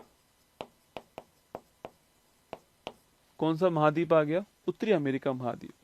तो इस अंगारा लैंड के टूटने से, ये अंगारा लैंड वाला पार्ट है, इसके टूटने से कौन सा महाद्वीप बन रहा है, उत्तरी अमेरिका महाद्वीप बन गया दोस्तों ना। 23.5 डिग्री से जो ऊपर है सारे के सारे अंगारा लैंड वाले पार्ट, ठीक है। तो ये उत्तरी अमेरिका महाद्वीप बन गया दोस्तों ना। इसके अलावा यहाँ पर यूरेशिया आ गया। अब देखो ये यूरेशिया का मतलब क्या है, इसमें 2 महाद्वीप थे ना, एक तो था यूरोप और एक था एशिया। इन दोनों को मिला के क्या बना दिया, यूरेशिया बना दिया। तो अंगारा लैंड से 2 भाग बने, उत्तरी अमेरिका और यूरेशिया। यूरेशिया का मतलब यूरोप प्लस एशिया, ठीक है। जो आपके गोंडवाना लैंड था उससे ये भाग की जो भाग है वो बना है, ठीक है। जैसे कि देखना, जो गोंडवाना लैंड है आपके, उससे एक तो क्या बना आपके, एक तो बना आपके दक्षिण अमेरिका। जो गोंडवाना लैंड है इससे क्या बना, एक तो बना दक्षिण अमेरिका, ठीक है। एक बना कौन सा आपके अफ्रीका महाद्वीप। कौन बना, अफ्रीका दोस्तों महाद्वीप, ठीक है। अब देखो भारत की बात अगर मैं करूं आपसे, तो भारत जो है आपके, भारत की लोकेशन तो आपके ऐसे, ठीक है। भारत की लोकेशन ऐसे यहाँ पर, ठीक है। जो कर्क रेखा है वो भारत के बीचों बीच से निकल रही, ठीक है। मतलब कि दोस्तों भारत का जो नीचे वाला जो हिस्सा है आपके, जो भारत का जो नीचे वाला जो हिस्सा है, ये वाला जो हिस्सा है जिसको हम प्रायद्वीपीय भारत कहते हैं, वो किसका हिस्सा है, वो गोंडवाना लैंड का हिस्सा है, ठीक है। तो ये हो गया प्रायद्वीपीय भारत।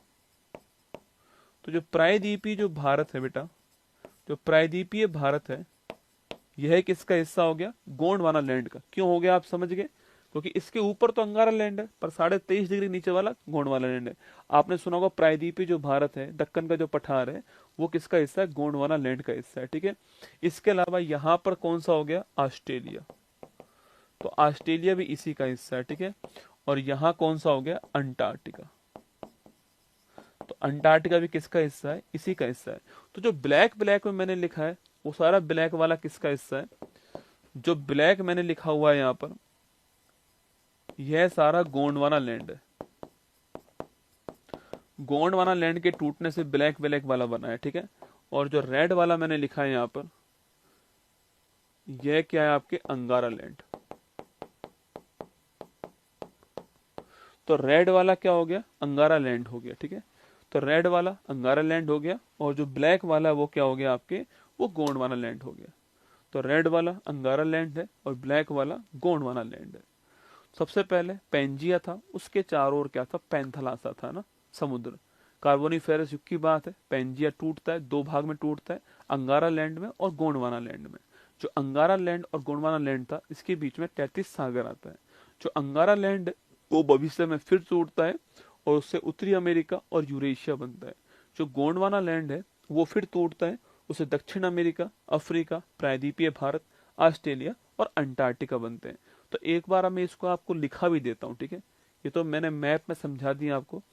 शायद समझने वाला खेल तो यही है, लिखाने वाला तो इसलिए लिखा रहा हूँ आपको कि भविष्य में आपको याद ना करना पड़े, सोचना ना पड़े कौन सा भाग था। लिखा हुआ है मतलब यही वाले भाग थे ना। तो एक बार आप मेरे साथ में लिखिएगा।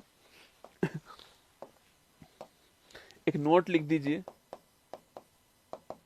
और लिखिए अंगारा लैंड। तो जो अंगारा लैंड है, इसके टूटने से क्या बनेगा? लिखिए नॉर्थ अमेरिका और यूरेशिया। यूरेशिया का मतलब हो गया यूरोप प्लस एशिया, ठीक है। और जो गोंडवाना लैंड है,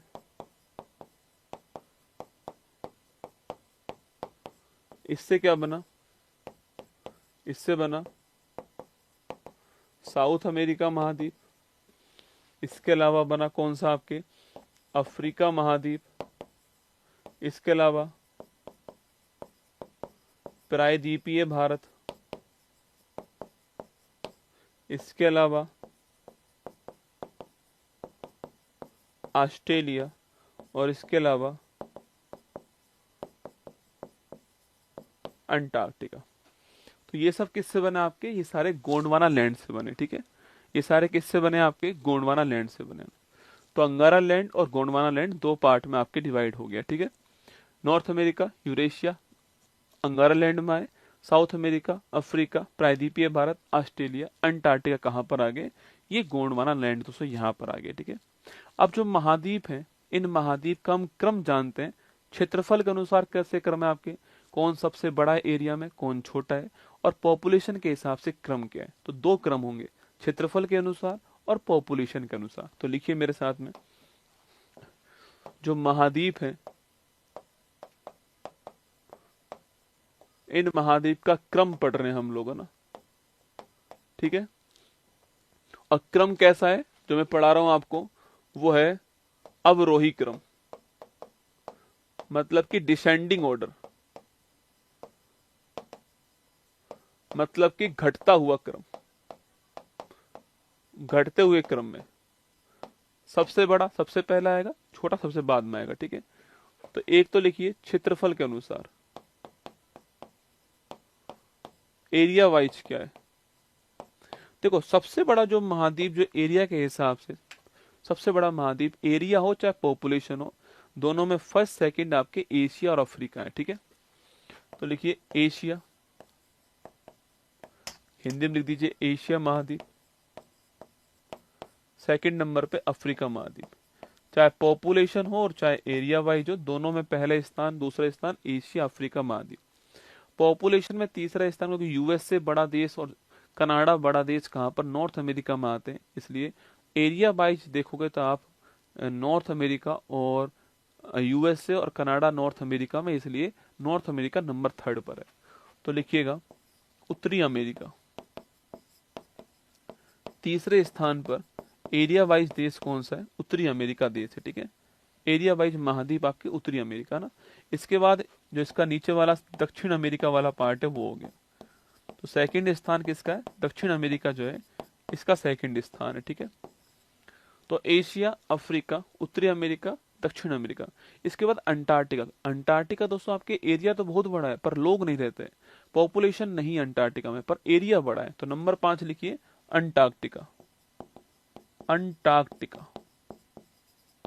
तो नंबर 5 हो गया अंटार्कटिका। कौन सा हो गया? अंटार्कटिका।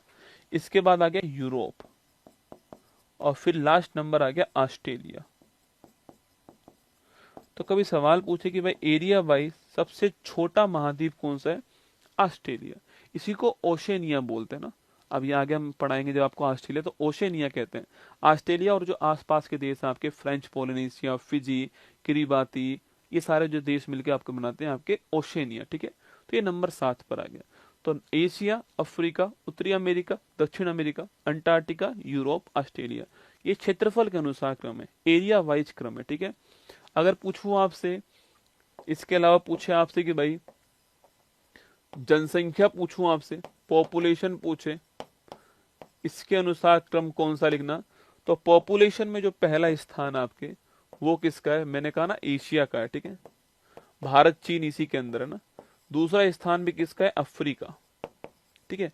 यूरोप का एरिया तो कम है बेटा, पर यूरोप में जितने भी देश हैं, Spain, France, Switzerland, Germany, Poland, Netherlands, वो सारे के सारे उनकी पॉपुलेशन बढ़िया है।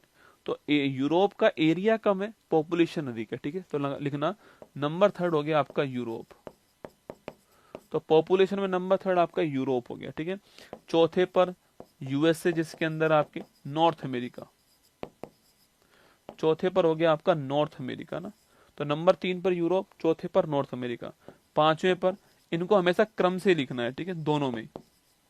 यहां भी उत्तरी अमेरिका, दक्षिण अमेरिका, यहां भी उत्तरी अमेरिका, दक्षिण अमेरिका, ठीक है। तो पांचवें पे दक्षिण अमेरिका दोस्तों ना। अब बचा यूरोप और ऑस्ट्रेलिया।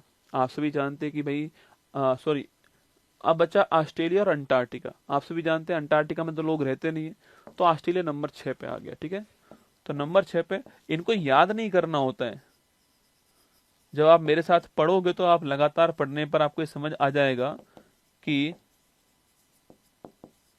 इसको भी इंग्लिश में लिखता हूँ यूरोप का ना, ये क्यों हिंदी में लिखा हुआ है, इसको भी इंग्लिश में लिख लो आप ना। एक तरफ मैंने हिंदी लिख दी, एक तरफ इंग्लिश लिख दी, ठीक है।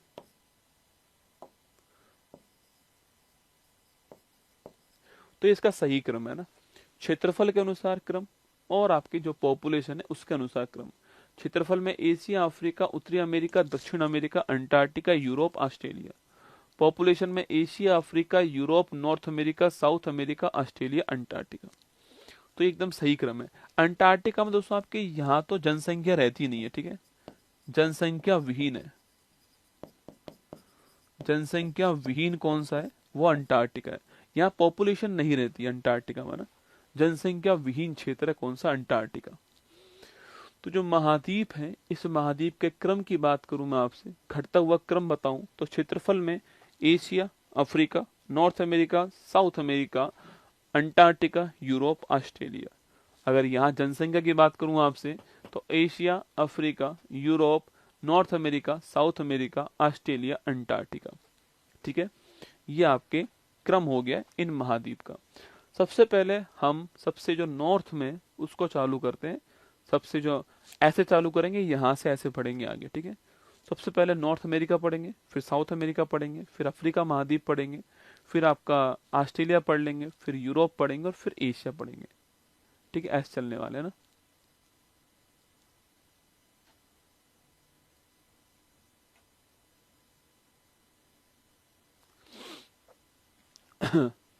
मेरी आवाज ठीक ठाक आ रही है आप तक? क्लास इसमें ठीक चल रही है क्लास?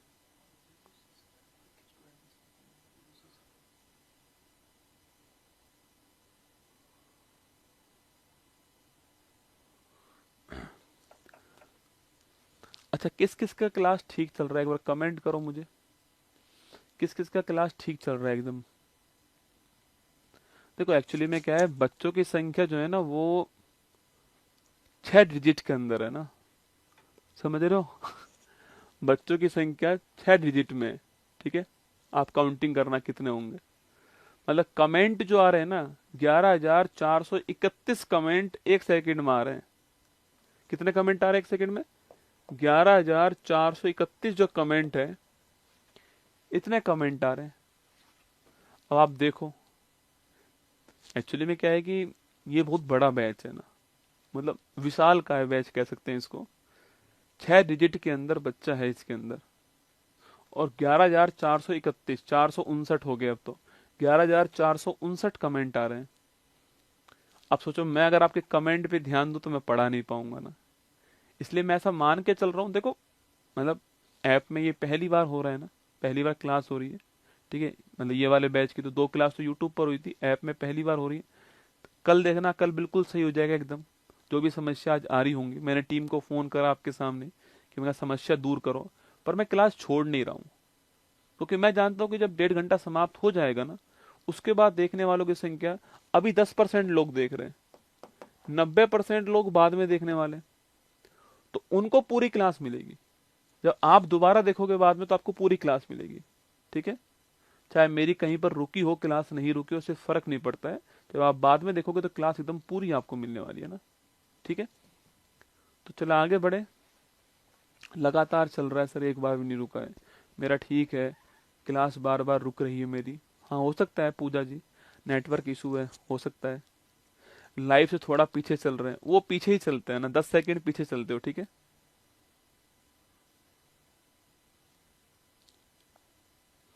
चले भाई आगे चले, अब यहाँ तक लिख लिया आपने। चलो 11,525 कमेंट, वेरी गुड। आगे बढ़ू, अगर तैयार हो तो आप।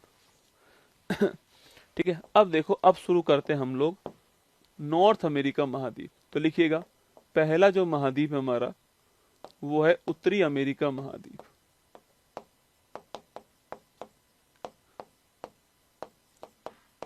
मुझे यहां तक पहुंचने में इतना टाइम लग गया। पहले मैंने आपको अक्षांश पढ़ाए, देशांतर पढ़ाए, फिर पृथ्वी पढ़ाई मैंने आपको, अर्थ में रिवोल्यूशन क्या है, रोटेशन क्या है। उसके बाद में आपको लेकर आया कि महाद्वीप कैसे बने, कॉन्टिनेंट कैसे बने, फिर कॉन्टिनेंट का क्रम क्या होता है। अब कॉन्टिनेंट चालू कर रहे हैं, उत्तरी अमेरिका महाद्वीप, ठीक है। उत्तरी America continent, north America continent. देखो, पहली बात तो इसकी लोकेशन कहाँ है, पहले समझना है, फिर आपको ये जो है बना लेना है, ठीक है। देखो मेरी बात को दोस्तों, ये आपका वर्ल्ड मैप है, ठीक है। इस वर्ल्ड मैप में यहां पर एक देश है जिसका नाम है स्पेन। क्या नाम है इसका? स्पेन। अभी यूरोप महाद्वीप में पढ़ाऊंगा आपको, यहाँ पर स्पेन देश है, ठीक है। देश का नाम क्या है? स्पेन। इसके जस्ट यहाँ दोस्तों आपके, यहाँ पर देश कौन सा है? यहाँ एक देश है पुर्तगाल, ठीक है, पुर्तगाल।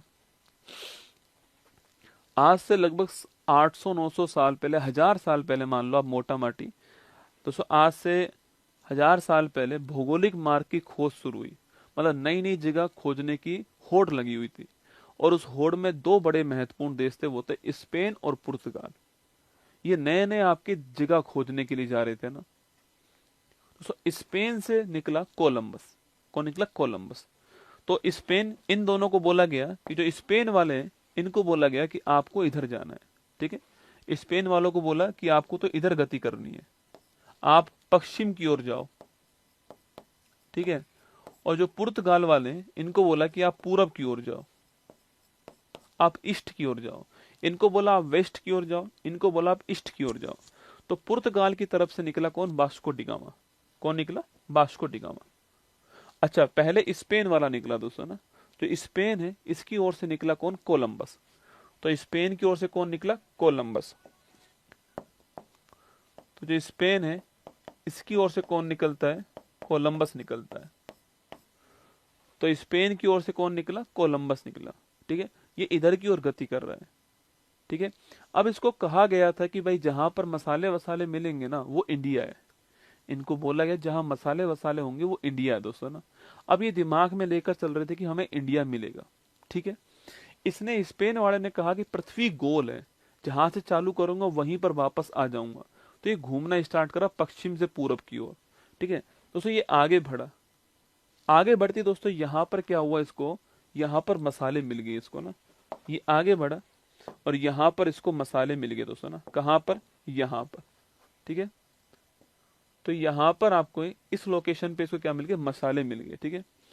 अब इसने कहा मसाले मिल गए, सारे एकदम कंडीशन आपकी इंडिया वाली जैसी बताई गई थी ना, इसको वैसी थी कंडीशन। इसने कहा कि यार ये मसाले भी हैं, सारी लोकेशन भी सेम है, मतलब ये इंडिया हो सकता है। इसने कहा ये इंडिया हो सकता है, पर इसने कहा यार ये तो पश्चिम में है। उन्होंने कहा था इंडिया तो पूरब में मिलेगा, तो ये पश्चिम में है। तो इसने कहा कि ये इंडिया तो नहीं है, ये वेस्ट इंडीज है। क्या है ये वेस्ट इंडीज है, वेस्ट इंडीज। तो वेस्ट इंडीज का नाम ऐसे निकला है बेटा, वेस्ट में जो इंडिया है, वेस्ट में जो इंडीज है उसको वेस्ट इंडीज का। और इसने कहा कि भाई इसके आसपास एक नई दुनिया है, क्योंकि इसके पास में यूएस से कनाडा जो वो लोकेशन थी, माना उस समय नाम तो यूएस से कनाडा नहीं था आपके, पर एक बड़ा महाद्वीप इसके पास में था। तो इसने कहा कि भाई यहाँ पर तो एक बड़ी दुनिया है दोस्तों ना, इसने कहा कि यहाँ पर जो है एक बड़ी दुनिया है, एक नई दुनिया है। तो इसने इसका नाम क्या दे दिया, न्यू वर्ल्ड। ये बात कब की है, ये बात है 1492 की। कब की बात है, 1492 की बात है। कोलंबस निकला था, तो कोलंबस स्पेन से निकला था और ये कहाँ पहुंच गया, नई दुनिया में पहुंच गया, वेस्ट इंडीज में पहुंच गया, ठीक है। नई दुनिया नाम दिया इसने, वेस्ट इंडीज नाम दिया, ठीक है। फिर दोस्तों इसी नई दुनिया को, जबकि पुर्तगाल वाले निकले थे आप जानते हो, इसमें से वास्को डिगामा निकला था, याद कीजिए, इसमें से वास्को डिगामा आया था। और ये जो वास्को डिगामा है, ये बात कब की है, ये बात 1498 की है, और ये हमारे भारत में पहुंचता है, ठीक है। ये भारत पहुंचता है ना। तो कोलंबस खोजने तो गया किसको, इंडिया को, पर गलती से क्या खोज लिया इसने, न्यू वर्ल्ड खोज लिया, ठीक है। नई दुनिया कह दी, खोज लिया, ठीक है। फिर दोस्तों आपके इटली का एक खोज करता था, ठीक है, इटली का खोज करता था आपके 10-12 साल बाद वापस आता है बाद में, और उसने कहा कि ये नई जो वर्ल्ड है ना, न्यू वर्ल्ड जो है, इसका नाम उसने अमेरिका नाम दे दिया। क्या दे दिया उसका नाम, उसने अमेरिका नाम दिया। तो नई दुनिया को अमेरिका नाम देने वाला कौन था, वो था अमेरिगो वेसुपुच्ची। शायद उसने अपने नाम पर, अमेरिको के नाम पर ही अमेरिका नाम दे दिया। तो इसको अमेरिका नाम देने वाला कौन था, अमेरिको वेसुपुच्ची नाम था, इटली का खोज करता था, ठीक है। और नई दुनिया को उसने अमेरिका नाम दिया। तो नई दुनिया की खोज किसने की, कोलंबस ने की। कोलंबस कहां से आया, स्पेन से आया। पुर्तगाली कहां पर गए, वास्को डिगामा भारत की ओर गए, तो भारत खोज लिया। वेस्ट इंडीज पर कहां कौन पहुंचा, कोलंबस पहुंचा। तो इस डायग्राम से ध्यान रखना है, ठीक है, आपको ना, कि कैसे कैसे कौन जा रहा है, कैसे कैसे बढ़ रहा है। ये दोनों पॉइंट आपके सामने यहाँ पर। तो लिखिए मेरे साथ आप, सबसे पहला पॉइंट लिखिएगा,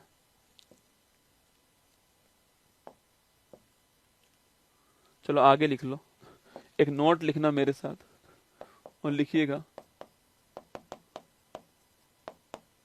स्पेन के कोलंबस ने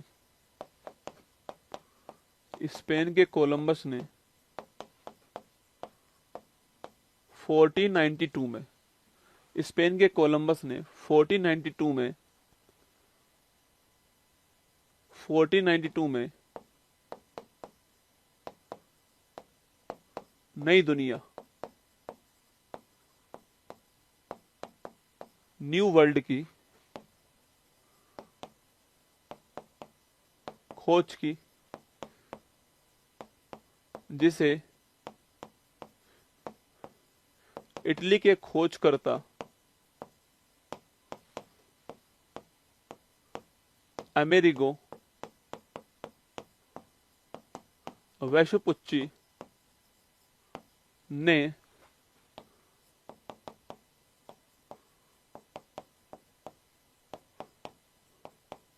अमेरिका नाम दिया। अब बेटा इन्होंने देखा कि एक अमेरिका तो उत्तर की ओर भी है और एक साउथ की ओर, दक्षिण की ओर भी है, तो उसने उत्तर वाले को उत्तर अमेरिका नाम दे दिया, साउथ वाले को क्या नाम दे दिया, दक्षिण अमेरिका जो नाम है वो साउथ वाले को दे दिया।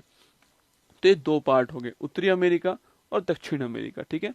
अच्छा, इनकी दोस्तों लोकेशन कहाँ पर है, तो अगर ये हमारा वर्ल्ड का मैप है, तो इस वर्ल्ड के मैप में दोस्तों यहाँ पर कौन है आपके, तो यहाँ पर जो है आपके यह उत्तरी अमेरिका है, ठीक है। तो यहाँ पर कौन है, ये आपका उत्तरी अमेरिका महाद्वीप, ऐसे, ठीक है। और यहाँ कौन सा महाद्वीप है, तो यहाँ पर महाद्वीप आपका कौन सा है, ये दक्षिण अमेरिका जो महाद्वीप है वो ऐसे, ठीक है। तो हम किसकी बात कर रहे हैं, हम अभी इसकी बात कर रहे हैं ना, ये है उत्तरी अमेरिका महाद्वीप, ठीक है, ये कौन सा महाद्वीप है? उत्तरी अमेरिका महाद्वीप है, आपको ध्यान रखना है। ठीक है, अच्छा इसकी एक लोकेशन मैं आपको एक मैप दिखा रहा हूँ इसका। ठीक है, पहले आराम से आपको मैप को देखना है, आराम से मैप को देखना है। मैं कुछ लोकेशन उसमें भर दूंगा, फिर मैं उनको आपको लिखा भी दूंगा। ठीक है, तो एक मैप की लोकेशन मैं आपको यहाँ पर दिखा रहा हूँ ना, तो ये उत्तरी अमेरिका महाद्वीप आपके सामने यहाँ पर। ठीक है, देखिए दोस्तों, ये आपका उत्तरी अमेरिका महाद्वीप हो गया। ठीक है, थोड़ा बड़ा कर देता हूं इसको मैं। ठीक है, इतना ठीक है। अब देखो, ये उत्तरी अमेरिका महाद्वीप आपके सामने जो दिख रहा होगा, ठीक है, आपको ना आराम से दिख रहा होगा, विजुअल है, उत्तरी अमेरिका महाद्वीप। ठीक है, तो इसकी बात करते हैं बेटा ना। देखो, उत्तरी अमेरिका जो महाद्वीप है, इसमें यहाँ पर जो प्रांत है आपके, वो प्रांत है आपके कौन सा? अलास्का। ये प्रांत अभी मैं दिखा रहा हूं आपको, केवल मैं फिर लिखाऊंगा सारी बातें। ठीक है, मेरी बात को देखना है ना। उत्तरी अमेरिका में यहाँ पर मैं इसको मैप को हाथ से बनाऊंगा ना, चिंता मत कीजिए। यहाँ पर प्रांत का नाम दोस्तों अलास्का है। ठीक है, आप गौर से देखना कि जो यहाँ पर कलर है वही कलर आपको यहाँ पर नजर आएगा। मतलब कि जो अलास्का है वो इसका भाग है। किसका भाग है अलास्का? इस वाले का भाग अलास्का है। तो यूएसए कहाँ है? यहाँ पर है। ये अमेरिका है, इस अमेरिका का भाग कौन सा है? अलास्का, जो यहाँ पर है। ठीक है, जो अमेरिका है उसका भाग कौन सा? अलास्का, जो यहाँ पर। ये जो ग्रीन वाला है ये कनाडा है। जो ग्रीन वाला देश है आपके वो कौन सा? कनाडा। ठीक है, इसके बाद जो ये आपके जो इधर वाला जो आपके जो डार्क ग्रीन है ये मैक्सिको है। ठीक है, और नीचे यहां पर कुछ देश और है जिनकी हम बात बाद में करेंगे। ठीक है, अभी एक बार मैं यह कह रहा हूँ, कुछ देश यहाँ पर बहुत सारे, बेलीज, ग्वाटेमाला, होंडुरास, ये नाम सुने होंगे आपने, वो यहाँ पर मैक्सिको के बाद में। ठीक है, तो इसमें बड़े देश कौन कौन से? 3 है, कनाडा, यूएसए, मैक्सिको, ये बड़े देश है। ठीक है, कनाडा, सारी बातें लिखाऊंगा, आपको कुछ भी नहीं लिखना है ना। कनाडा, यूएसए, मैक्सिको, ये 3 बड़े देश इसके अंदर है। यहाँ पर अलास्का जो कि किसका भाग है? यूएसए का 200 भाग है। यहाँ पर देखो एक ग्रीन ग्रीन आपको दिखाई, सॉरी रेड रेड दिखाई दे रहा है। ठीक है, ये ग्रीनलैंड है। क्या है ये? ग्रीनलैंड। ये कौन सा इलाका है? ग्रीनलैंड। ठीक है, ये वाला इलाका ग्रीनलैंड का है। जब आप ग्रीनलैंड को मैप में देखोगे अपने, आपके पास मैप होना चाहिए, मैं फिर कह रहा हूँ, उसमें उत्तरी अमेरिका महाद्वीप होगा आपके पास, देखिए उसमें पॉलिटिकल मैप होगा, उसको आपको देखना है। तो उसमें एक ग्रीनलैंड लिखा हुआ मिलेगा। इस ग्रीनलैंड के ब्रैकेट में देखना डेनमार्क लिखा हुआ मिलेगा। इस ग्रीनलैंड के ब्रैकेट में यहीं पर देखो आपके डेनमार्क लिखा हुआ मिलेगा। ये ग्रीनलैंड ज्योग्राफिकल रूप से दिखने में क्या है? नॉर्थ अमेरिका का भाग है। किस में, किस महाद्वीप में दिखाते हैं इसको? नॉर्थ अमेरिका महाद्वीप में। लेकिन यही जो ग्रीनलैंड है वो, इस पर अधिकार किसका है? डेनमार्क का है। अभी आपको याद होगा शायद, पता नहीं आपने न्यूज सुनी नहीं सुनी है, कि जो डोनाल्ड ट्रंप है उन्होंने ग्रीनलैंड से कहा कि आप हमारा हिस्सा बन जाओ। डोनाल्ड ट्रंप ने ग्रीनलैंड से कहा कि आप हमारा हिस्सा बन जाओ। उसमें देखना आप, उसमें डेनमार्क के प्रधानमंत्री ने कहा है कि ग्रीनलैंड खुद तय करेगा उसे किसका का हिस्सा बनना है। तो आपका दिमाग चलना चाहिए, सर डेनमार्क का प्रधानमंत्री क्यों कह रहा है ये बात को? क्योंकि इस पर अभी तक किसका अधिकार चल रहा है? डेनमार्क का। और यूएसए ने कहा है किससे? ग्रीनलैंड से कहा है कि आप हमारा हिस्सा बन जाओ। तो डेनमार्क का प्रधानमंत्री कह रहा है कि ग्रीनलैंड खुद तय करेगा कि उसको किसका हिस्सा बनना है, किसी के दबाव में वो किसी का हिस्सा नहीं बनेगा। ठीक है, तो ये ग्रीनलैंड यहाँ पर। एक छोटा सा आपको आइलैंड और दिखाई दे रहा होगा यहाँ पर, देखना ये इस मैप का हिस्सा नहीं है। जब कोई चीज किसी मैप का हिस्सा नहीं होती तो वो व्हाइट कलर में होती है। जब कोई चीज मैप में आपको आपको कोई देश है, अगर वो व्हाइट दिख जाए किसी मैप में, तो मतलब वो उस महाद्वीप का हिस्सा नहीं है। ठीक है, बस ये लोकेशन दिखाई गई है। ये लोकेशन जब मैं यूरोप पढ़ाऊंगा आपको, तो उसमें आपको ये कलरफुल दिखाई देगी, क्योंकि यूरोप का हिस्सा है। कौन सा है? ये आइसलैंड है। ये आइसलैंड है ना, ये यूरोप का हिस्सा है। तो यूरोप में पढ़ेंगे इसको, पर अभी यहां पर था तो मैंने आपको बता दिया। ये ग्रीनलैंड है बेटा ना। कौन सा? ग्रीनलैंड। ये कनाडा है, ये यूएसए है, ये मैक्सिको है। ठीक है, इतना आपको देखना है दोस्तों। ये जो आपके जो स्पेन से जो कोलंबस आया था वो ऐसे आ रहा था दोस्तों ना। जो कोलंबस आया था स्पेन से वो ऐसे आ रहा था, और यहाँ पर उसको इतने सारे आपके द्वीप दोस्तों, आइलैंड मिले।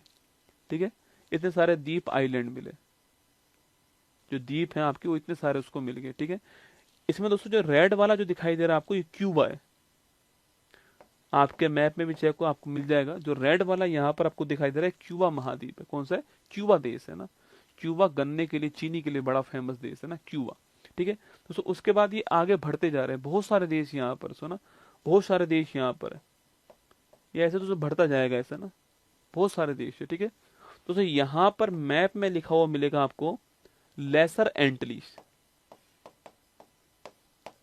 इन्हें एंटलीज द्वीप कहते हैं ना, इन्हें क्या बोलते हैं? इन सबको एंटलीज आपके देश बोलते हैं, एंटलीज देश। वेस्ट इंडीज भी इसी का हिस्सा है। और लेसर एंटलीज का मतलब जो नीचे वाला जो एंटलीज है उसका हिस्सा है। ठीक है, इसी में आपके दो बड़े महत्वपूर्ण देश है जो इस बार हमारे लिए महत्वपूर्ण है। एक देश का नाम, अभी मैं आपको सारी इसको खोल के दिखाऊंगा अभी आगे ना। एक देश इसमें आगे मिलेगा, वो है डोमिनिका। कौन सा? डोमिनिका। जो अभी प्रधानमंत्री मोदी जी को आप जानते हो हाईएस्ट अवार्ड डोमिनिका का मिला था, वही डोमिनिका यहाँ पर है। और एक इसका लास्ट फाइनल जो देश है जो कि साउथ अमेरिका के बिल्कुल पास में, उस देश का नाम है त्रिनिदाद एंड टोबैगो। क्या नाम है? Trinidad and Tobago. और ये अभी याद है आपको 18वां प्रवासी भारतीय दिवस हो रहा है, हुआ था 9 जनवरी को, उसमें यहीं के राष्ट्रपति हमारे चीफ गेस्ट थे। ठीक है, तो ये लेसर एंट्रीज का लास्ट देश है। लेसर जो एंट्रीज है उसका लास्ट देश कौन सा है? Trinidad and Tobago. इसी में डोमिनिका देश भी है। देखो ये क्यूबा देश यहाँ पर है। इस क्यूबा के पास में एक देश आपके, उसको बोलते हैं हैती। क्यूबा के जस्ट पास में देश आपके हैती, थोड़ा सा पास में देखो हैती देश मिलेगा। क्यूबा के एक नीचे देश मिलेगा जमैका। क्यूबा के नीचे एक आइलैंड है जमैका मिल जाएगा। कौन सा? जमैका। ठीक है, इस क्यूबा के ऊपर बहुत सारे दोस्तों आइलैंड है आपके ऐसे। ये बहमास द्वीप समूह। कौन सा है? बहमास। ये सारी चीजें कल दिखाऊंगा, अभी तो मैं आपको केवल एक बार दिखा रहा हूँ कि ओवरव्यू दिखा रहा हूँ। ठीक है, ये बहमास द्वीप समूह आपको यहाँ पर मिलेगा। तो क्यूबा मिल गया, क्यूबा के नीचे जमैका मिल जाएगा, क्यूबा के जस्ट साइड में बराबर दूरी पे हैती मिल जाएगा, क्यूबा के ऊपर बहमास द्वीप समूह है। कौन सा? बहमास द्वीप समूह। ठीक है, और अगर मैं इसी को आगे बढ़ाऊंगा तो ये क्या हो जाएगा? लेसर एंटलीज में पहुंच जाएंगे हम लोग। वहां डोमिनिका भी है, वहां पर आपके कौन सा है? त्रिनिदाद एंड टोबैगो देश भी आपके यहीं पर आपके लेसर एंटलीज के अंदर है। ठीक है, अब देखिए दोस्तों यहाँ पर जो है, देखो यहाँ पर आपको मैप में मिलेगा, यहाँ पर, यहाँ चेक करो आपको, यहाँ पर मैप में बेरिंग जल संधि मिलेगी। वेरिंग वाटर स्टेट, क्या बोलते हैं इसको? वेरिंग वाटर स्टेट कहते हैं। जल संधि का मतलब है जल भाग को जोड़ती है और स्थल भाग को अलग करती है। जल संधि का मतलब क्या होता है? जल भाग को जोड़ेगी, स्थल भाग को दोस्तों अलग करेगी। तो देखो ये जल संधि जो है, यहाँ पर जल वाला भाग है, यहाँ जल वाला भाग है, इन दोनों को आपस में जोड़ती है। यहाँ पर रूस का साइबेरिया वाला हिस्सा है, स्थल वाला पार्ट है, यहाँ यूएसए का अलास्का वाला हिस्सा है, इन दोनों को अलग करती है। तो जल संधि, वाटर स्टेट, जल वाले भाग को जोड़ती है और आपके जो लैंड वाला पार्ट है उनको अलग करती है। तो यहाँ पर बेरिंग जल संधि आपको मिल जाएगी आपके मैप में। ठीक है, इसके अलावा देखो यहाँ पर एक सागर मिलेगा, इसका नाम है ब्यूफोर्ट सागर। कौन सा है? ब्यूफोर्ट सागर। अब आप यहीं से चलते जाना, मैं यहाँ से आपको पूरा घुमा के यहीं छोड़ के जाऊंगा। ठीक है, तो ये बेरिंग जल संधि है। यहाँ बेरिंग जल संधि मिल गई आपको, अलास्का और साइबेरिया, इसके बीच में वेरिंग वाटर स्टेट है। इसके ऊपर बढ़ूंगा तो कौन सा आएगा? ब्यूफोर्ट सागर आपको नजर आएगा। इसके ऊपर मैप में आपको ब्यूफोर्ट सागर मिलेगा। ठीक है, इसके ऊपर यहाँ पर आपको मिलेगा आर्कटिक महासागर। कौन सा मिलेगा? आर्कटिक महासागर जो है वो आपको यहाँ पर मिलने वाला है। ठीक है, इसके बाद मिलेगा दोस्तों ग्रीनलैंड। कौन सा मिलेगा? ग्रीनलैंड मिलेगा आपको यहाँ पर। ठीक है, ग्रीनलैंड। ठीक है, इसके बाद दोस्तों यहाँ पर देखो आप, ये एक आपको द्वीप मिलेगा जिसका नाम है बैफिन द्वीप। क्या नाम है इसका? नाम है बैफिन द्वीप। आपके मैप में देखना, ग्रीनलैंड के नीचे एक आइलैंड है जिसका नाम है बैफिन द्वीप।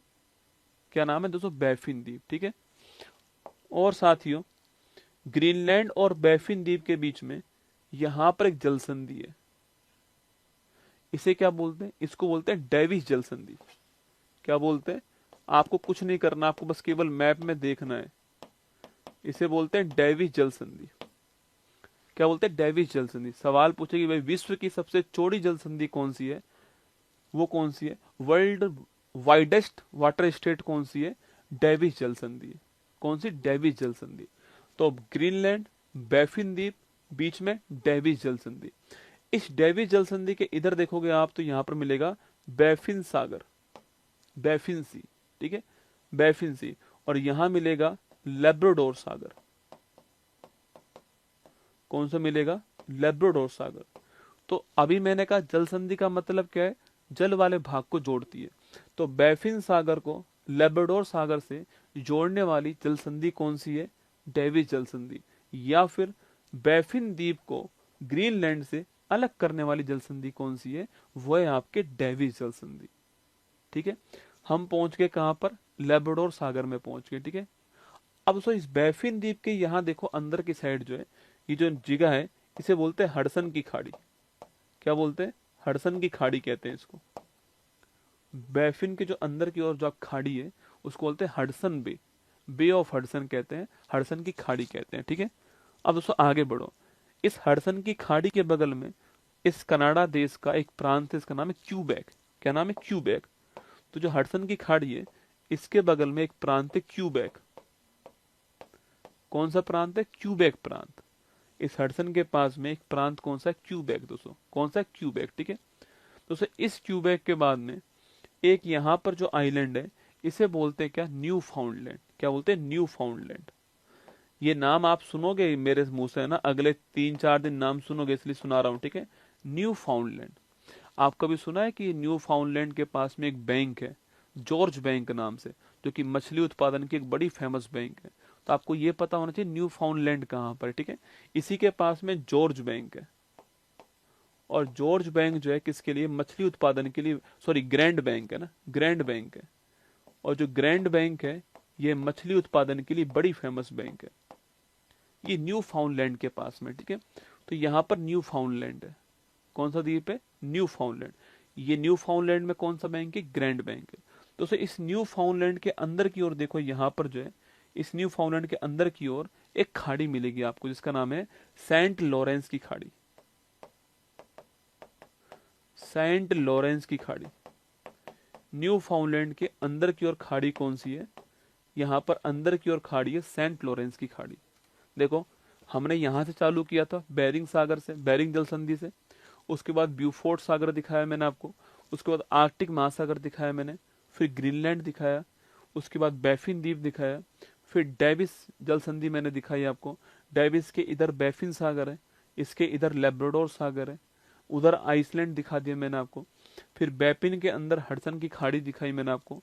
हडसन की खाड़ी के पास में क्यूबेक दिखा दिया जो कि कनाडा का एक प्रांत है, राज्य है। क्यूबेक के पास में मैंने न्यू फाउंडलैंड दिखा दिया जहां पर मछली के लिए ग्रांड बैंक है। इस न्यू फाउंडलैंड के अंदर की ओर जो है सेंट लॉरेंस की खाड़ी। कौन सी है? सेंट लॉरेंस की खाड़ी जो है वो मैंने आपको दिखाई दोस्तों। कौन सी खाड़ी है? सेंट लॉरेंस की खाड़ी है। ठीक है, अब देखिए इसके बाद दोस्तों ये बहमास द्वीप है। यहाँ पर ये हमने देखे बहमास द्वीप। तो इस बहमास द्वीप के ऊपर जो है यहाँ पर एक सागर है, इसको बोलते हैं सारगेसो सागर। क्या बोलते हैं इसको? सारगेसो सागर कहते हैं। सारगेसो घास मिलती है यहाँ पर, शांत क्षेत्र है ये, इसको सारगेसो सागर कहते हैं। क्या बोलते हैं? सारगेसो सागर। ये मैंने कहा दोस्तों बहमास है। ये पूरा आपके देश कौन सा? यूएसए देश है। इस यूएसए में यहाँ पर देखो आपके ये जो आपको क्षेत्र दिखाई दे रहा है ये होता है फ्लोरिडा। कौन सा एरिया दोस्तों? आपके ये फ्लोरिडा वाला इलाका है। फ्लोरिडा दोस्तों वही स्थान है जहां से नासा अपने स्पेस सेंटर आपके सैटेलाइट लॉन्च करती है ना, नासा लॉन्च करती है ना आपके कैनेडी स्पेस सेंटर, आपने नाम सुना होगा, फ्लोरिडा से करती है।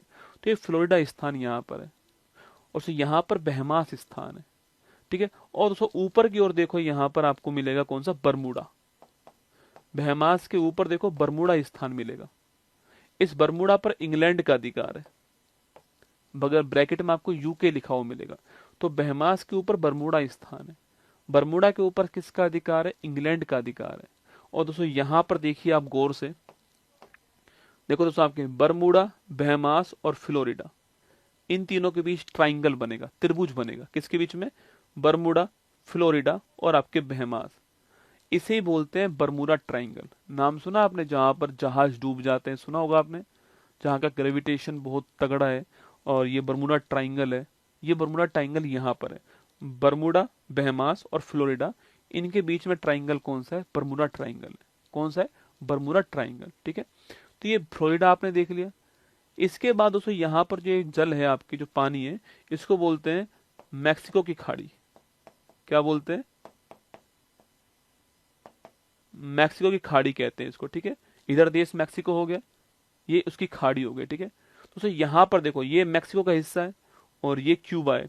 इनके बीच में यहाँ पर एक जल संधि है, इसका नाम क्या है? Yucatan channel. क्या नाम है इसका? इसका नाम है युकाटन चैनल। तो यहाँ पर चैनल कौन सा है? Yucatan channel.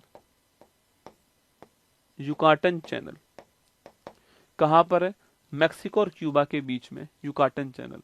इधर मैक्सिको की खाड़ी हो गई, ये बीच में युकाटन चैनल हो गया, और इसके नीचे आप चेक करो, यहाँ पर आपको कैरेबियन सागर मिलेगा। अरे घबराओ मत, ये तो शुरुआत है ना, इसी में आपको कल दोबारा समझाऊंगा। अभी टाइम पूरा हो गया, इसलिए मैं एक बार रिवाइज करा रहा हूँ। कल इसको आके वापस रिवाइज कराऊंगा, इस मैप को बनवाऊंगा, चिंता मत करो आप, है ना। कैरेबियन सागर, इसलिए मैंने कहा था देखना आपको खड़े होकर बैठ कर, है ना। तो कैरेबियन सागर हो गया यहाँ पर। तो मैक्सिको की खाड़ी हो गई, यहाँ युकाटन चैनल हो गया, इधर मैक्सिको, इधर क्यूबा हो गया, और नीचे आपके कैरेबियन सागर हो गया। कौन सा? कैरेबियन सागर हो गया। अब दोस्तों इसके इधर से आकर के हम वापस आएंगे इधर, ये पनामा, नीचे पनामा देश आएगा, नीचे नीचे पनामा देश है। पनामा देश पर नॉर्थ अमेरिका आपके समाप्त हो जाएगा। फिर हम ऊपर की ओर बढ़ेंगे, किधर? ऊपर की ओर बढ़ेंगे दोस्तों ना। ये जो आपके ये वाला जो महासागर है, इसको बोलते हैं प्रशांत महासागर, पैसिफिक ओशियन, ठीक है। और जो इधर वाला जो महासागर है, उसको बोलते हैं अटलांटिक महासागर, ठीक है। ऊपर कौन सा है? आर्कटिक महासागर। तो प्रशांत महासागर, अटलांटिक महासागर, आर्कटिक महासागर, इसके बीच में दोस्तों ये महाद्वीप है। दोस्तों यह महाद्वीप त्रिभुज नुमा है ना। कैसा दोस्तों? आपके यह महाद्वीप आपके ऐसे त्रिभुज नुमा है ना, त्रिभुजानुमा इसकी आकृति है, ठीक है। अब दोस्तों यहाँ से आगे बढ़ो, आगे बढ़ो दोस्तों, आपके यहाँ पर दोस्तों आपको एक जगह मिलेगी, ठीक है। पहली बात दोस्तों, आपके मैप में देखना, ये जगह जो है ग्रीन आपके ब्लू होगी, मतलब कि जो यूएसए का कलर होगा वही कलर होगा, ठीक है। यहाँ गलती से ये मैक्सिको का हिस्सा है, पर नहीं दोस्तों, ये कौन सा आपके, ये है आपके ब्लू कर लो इसको ना, इसको ब्लू कर लो। अब समझ गए आप? अच्छा, ये ब्लू किया तो मैंने किसका हिस्सा हुआ? ये इसका हिस्सा हो गया। ये स्थान कौन सा है? कैलिफोर्निया। यह कैलिफोर्निया स्थान है, ठीक है। ये भी पूरा कैलिफोर्निया है, ये कैलिफोर्निया है। कैलिफोर्निया के अंदर ही मिलता है लॉस एंजल्स, यही किनारे पर लॉस एंजल्स है, जहां पर अभी आग लगी हुई है ना, वो यही कैलिफोर्निया लॉस एंजल्स है, यूएसए का हिस्सा है, ठीक है। दोस्तों आगे बढ़ूंगा, दोस्तों आपके आगे बढ़ूंगा, देखो यहाँ पर आपको दोस्तों, यहाँ पर एक आपको आइलैंड मिलेगा, द्वीप मिलेगा, इसका नाम है वैंकूवर द्वीप। कनाडा और यूएसए की जो बाउंड्री है उसके पास में मिलेगा वैंकूवर द्वीप। वैंकूवर द्वीप ग्रीन कर दिया मैंने, मतलब किसका हिस्सा है? कनाडा का हिस्सा है। ये रसगुल्ला वही वैंकूवर द्वीप है जहां पर कामागाटा मारू जहाज आया था 1914 में, और इसको रोक लिया गया था। कामागाटा मारू घटना याद करो, 1914 की इतिहास की घटना है, उस जहाज को रोका गया था यहाँ पर। ये वही वैंकूवर स्थान है, यहीं पर रोककर वापस भेजा गया था, ये वही वैंकूवर स्थान है। इसलिए इतिहास के लिए महत्वपूर्ण, इसलिए मैंने आपको दिखा दिया ये वैंकूवर स्थान, ठीक है। और फिर दोस्तों वापस हम कहाँ आ जाएंगे? वापस हम वही आ जाएंगे बेरिंग जल संधि के अंदर। तो मैंने आपको ये पूरा बाहर से घुमाया, ठीक है, पूरा बाहर से कैसा है। अब देखो, आप देखना अब, ठीक है, मतलब जैसे मैंने घुमाया ऐसे ही आपको वापस घुमा रहा हूं, देखना। बेरिंग जल संधि, ब्यूफोर्ट सागर, आर्कटिक महासागर, ग्रीनलैंड, बैफिन द्वीप, डेविस की खाड़ी, बैफिन सागर, लेब्राडोर सागर, आइसलैंड, बैफिन की खाड़ी, हडसन की खाड़ी, Quebec Quebec, Newfoundland, Grand Bank, Saint Lawrence की खाड़ी, इसके बाद में बहमास द्वीप समूह, फ्लोरिडा, बरमूडा, बीच में इनके ट्राइंगल, इसके बाद में मैक्सिको खाड़ी, क्यूबा, हेती, इसके बाद में लेसर एंटलीज, इसमें लास्ट देश त्रिनिदाद एंड टोबेगो, क्यूबा वापिस आइए, क्यूबा, मैक्सिको, बीच में युकाटन चैनल, ऊपर मैक्सिको की खाड़ी, नीचे कैरेबियन सागर, क्यूबा के जस्ट नीचे जमैका देश, कैरेबियन सागर के बाद में पनामा आ जाएगा, पनामा से वापस घूमूंगा ऊपर की ओर, इधर आपके कौन सा आएगा? कैलिफोर्निया, लॉस एंजल्स, वैंकूवर, और वापस बेरिंग जल संधि।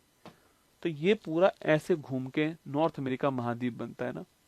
आप चिंता मत कीजिए, मतलब ये तो होता है ना, एक केवल मैंने आपको वो दिखाया है, ट्रेलर दिखाया है, ठीक है, पूरी पिक्चर तो अभी दिखाऊंगा बाकी, है ना। इसको कल पूरे को दोबारा बनवाऊंगा आपको ना, पूरे को इसको लाइन से लिखवाऊंगा भी, जैसे मैंने बोला है ना। आप मुझसे रात को खड़ा करके पूछो तब भी मैं ऐसे ही बोलूंगा ना, ठीक है। आप मुझसे, चलो देखो, मैं अब तो इसको नहीं देख रहा हूं, अब तो आपको देख रहा हूं ना मैं। देखो मेरे दिमाग में क्या सेट हुआ पड़ा है।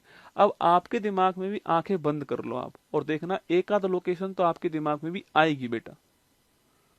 देखना, बेरिंग जल संधि, शायद कुछ तो आ रहा होगा दिमाग में। बेरिंग जल संधि, ब्यूफोर्ट सागर, आर्कटिक महासागर, ग्रीनलैंड, बैफिन द्वीप, डेविस की जल संधि, बैफिन सागर, लेबडोर सागर, बैफिन द्वीप, हडसन की खाड़ी, Quebec, Newfoundland, Saint Lawrence की खाड़ी, इसके बाद में आपका बहमास द्वीप समूह, फ्लोरिडा, बरमूडा, तीनों के बीच में ट्राइंगल, ट्राइंगल बन रहा होगा दिमाग में, ट्राइंगल हो गया। फिर बहमास के बाद मैक्सिको की खाड़ी आ गई, फिर मैक्सिको देश आ गया, उधर क्यूबा आ गया, क्यूबा के उधर हैती आ गया, उसके बाद लेसर एंटलिस आ गए, लेसर एंटलिस में ट्रिनिडाद एंड टोबैगो आ गया। वापस आओ क्यूबा पर, मैक्सिको क्यूबा के बीच में युकाटन चैनल आ गया। कौन सा? युकाटन चैनल आ गया। उसके उधर की साइड आपके कैरेबियन सागर आ गया, फिर पनामा आ गया, पनामा से वापस घूम जाओ ऊपर की ओर, फिर कैलिफोर्निया, याद करो मैंने वो ब्लू कर दिया ना, कैलिफोर्निया आ गया, लॉस एंजल्स आ गया, वैंकूवर आ गया बेटा, कौन? वैंकूवर आ गया। और वैंकूवर के बाद कौन सा आ गया वापस से आपके? बैफिन सागर आ गया। अब मैं अगर इसको सोच के देखो, आप 10-12 बार मैं इसको कल बनवाऊंगा, कल बार बार 10-12 बार दिखाऊंगा, तो ये मैप आपके दिमाग में आएगा। बस आप मैप अपने हाथ में लेके बैठना। ये सारी बातें अगर आप मैप खोल के देखोगे ना, देखो मैं आपको दिखाऊं, जैसे मेरा ये मेरी बुक है, इसमें इसमें पेज नंबर आपके 52, देखो पेज नंबर 52 पे मैप दिया हुआ है। पेज नंबर 52 पे जितनी बातें मैंने बोली है, सारी बातें आपको इस पेज नंबर 52 पे मिल जाएंगी। जितनी बातें मैंने बोली है ना, कि बेरिंग जल संधि है, या आर्कटिक सागर है, या बोफर्ट सागर है, या ग्रीनलैंड है, या बैफिन द्वीप है, बैफिन की खाड़ी है, डेविस सागर है, लेबडोर सागर है, कनाडा का हडसन की खाड़ी ऊपर यहाँ पर, ये क्यूबेक है, ये न्यू फाउंडलैंड है, ये आइसलैंड है। इसके बाद न्यू फाउंडलैंड के बाद में यहाँ पर सेंट लॉरेंस की खाड़ी है, देखो लिखा हुआ है। उसके बाद में नीचे बढ़ूंगा तो बरमूडा यूके लिखा हुआ है, ये आपके फ्लोरिडा लिखा हुआ है यहाँ पर, ये बहमास लिखा हुआ है, ये इसके पीछे ट्राइंगल बनता है, मैंने बता दिया आपको। इसके बाद क्यूबा लिखा हुआ है, ये मैक्सिको लिखा हुआ है यहाँ पर, क्यूबा है, फिर हैती लिखा हुआ है यहाँ पर, इसके बीच में युकाटन चैनल लिखा हुआ है, कैरेबियन सागर है, मैक्सिको की खाड़ी है, पनामा लिखा हुआ है, वापस घूम के जाऊंगा ऊपर, ये आपका कैलिफोर्निया दोस्तों यहाँ पर लिखा हुआ है, कैलिफोर्निया लिखा हुआ है, लॉस एंजल्स लिखा हुआ है, ये सारा यहाँ पर लिखा हुआ है, ठीक है। बस करना पड़ेगा आपको ना। कल मैं आपको 5 बार लिखाऊंगा, देखना 5 बार बनवाऊंगा, लिखाऊंगा आपको इसको। ये क्रम जो मैंने बोला इसको भी लिखाऊंगा, क्रम को ऐसे कैसे, जिससे कभी पढ़ना हो वापस कैसे पढ़ोगे आप मैप को, तो ये मैप को ऐसे पढ़ना है ना, इस क्रम से पढ़ना है। जहां से शुरू करा वहीं से घूम के वापस आना, यही मैप होता है। जहां से शुरू करा वहीं से घूम के वापस आना है, ठीक है। चलो आज थोड़ी दिक्कत आपको हुई क्लास में, जिनको भी दिक्कत हुई उनके लिए क्षमा प्रार्थी हूँ। अभी मैं टीम से बात करूंगा, ठीक करने का प्रयास करूंगा। बाकी ये पूरी क्लास वापस से आप देख लीजिएगा, जहां भी आपको लगता है कि मेरी यहाँ पर क्लास ड्रॉप हुई है या मेरी क्लास यहाँ पे छूट गई है, तो आप वापस उसको वहां पर देख लीजिएगा, ठीक है। या मेरी क्लास समाप्त होने के बाद पूरी की पूरी अपलोड होगी, वापस से आपके सामने आ जाएगी, है ना। इसकी लिंक जो है,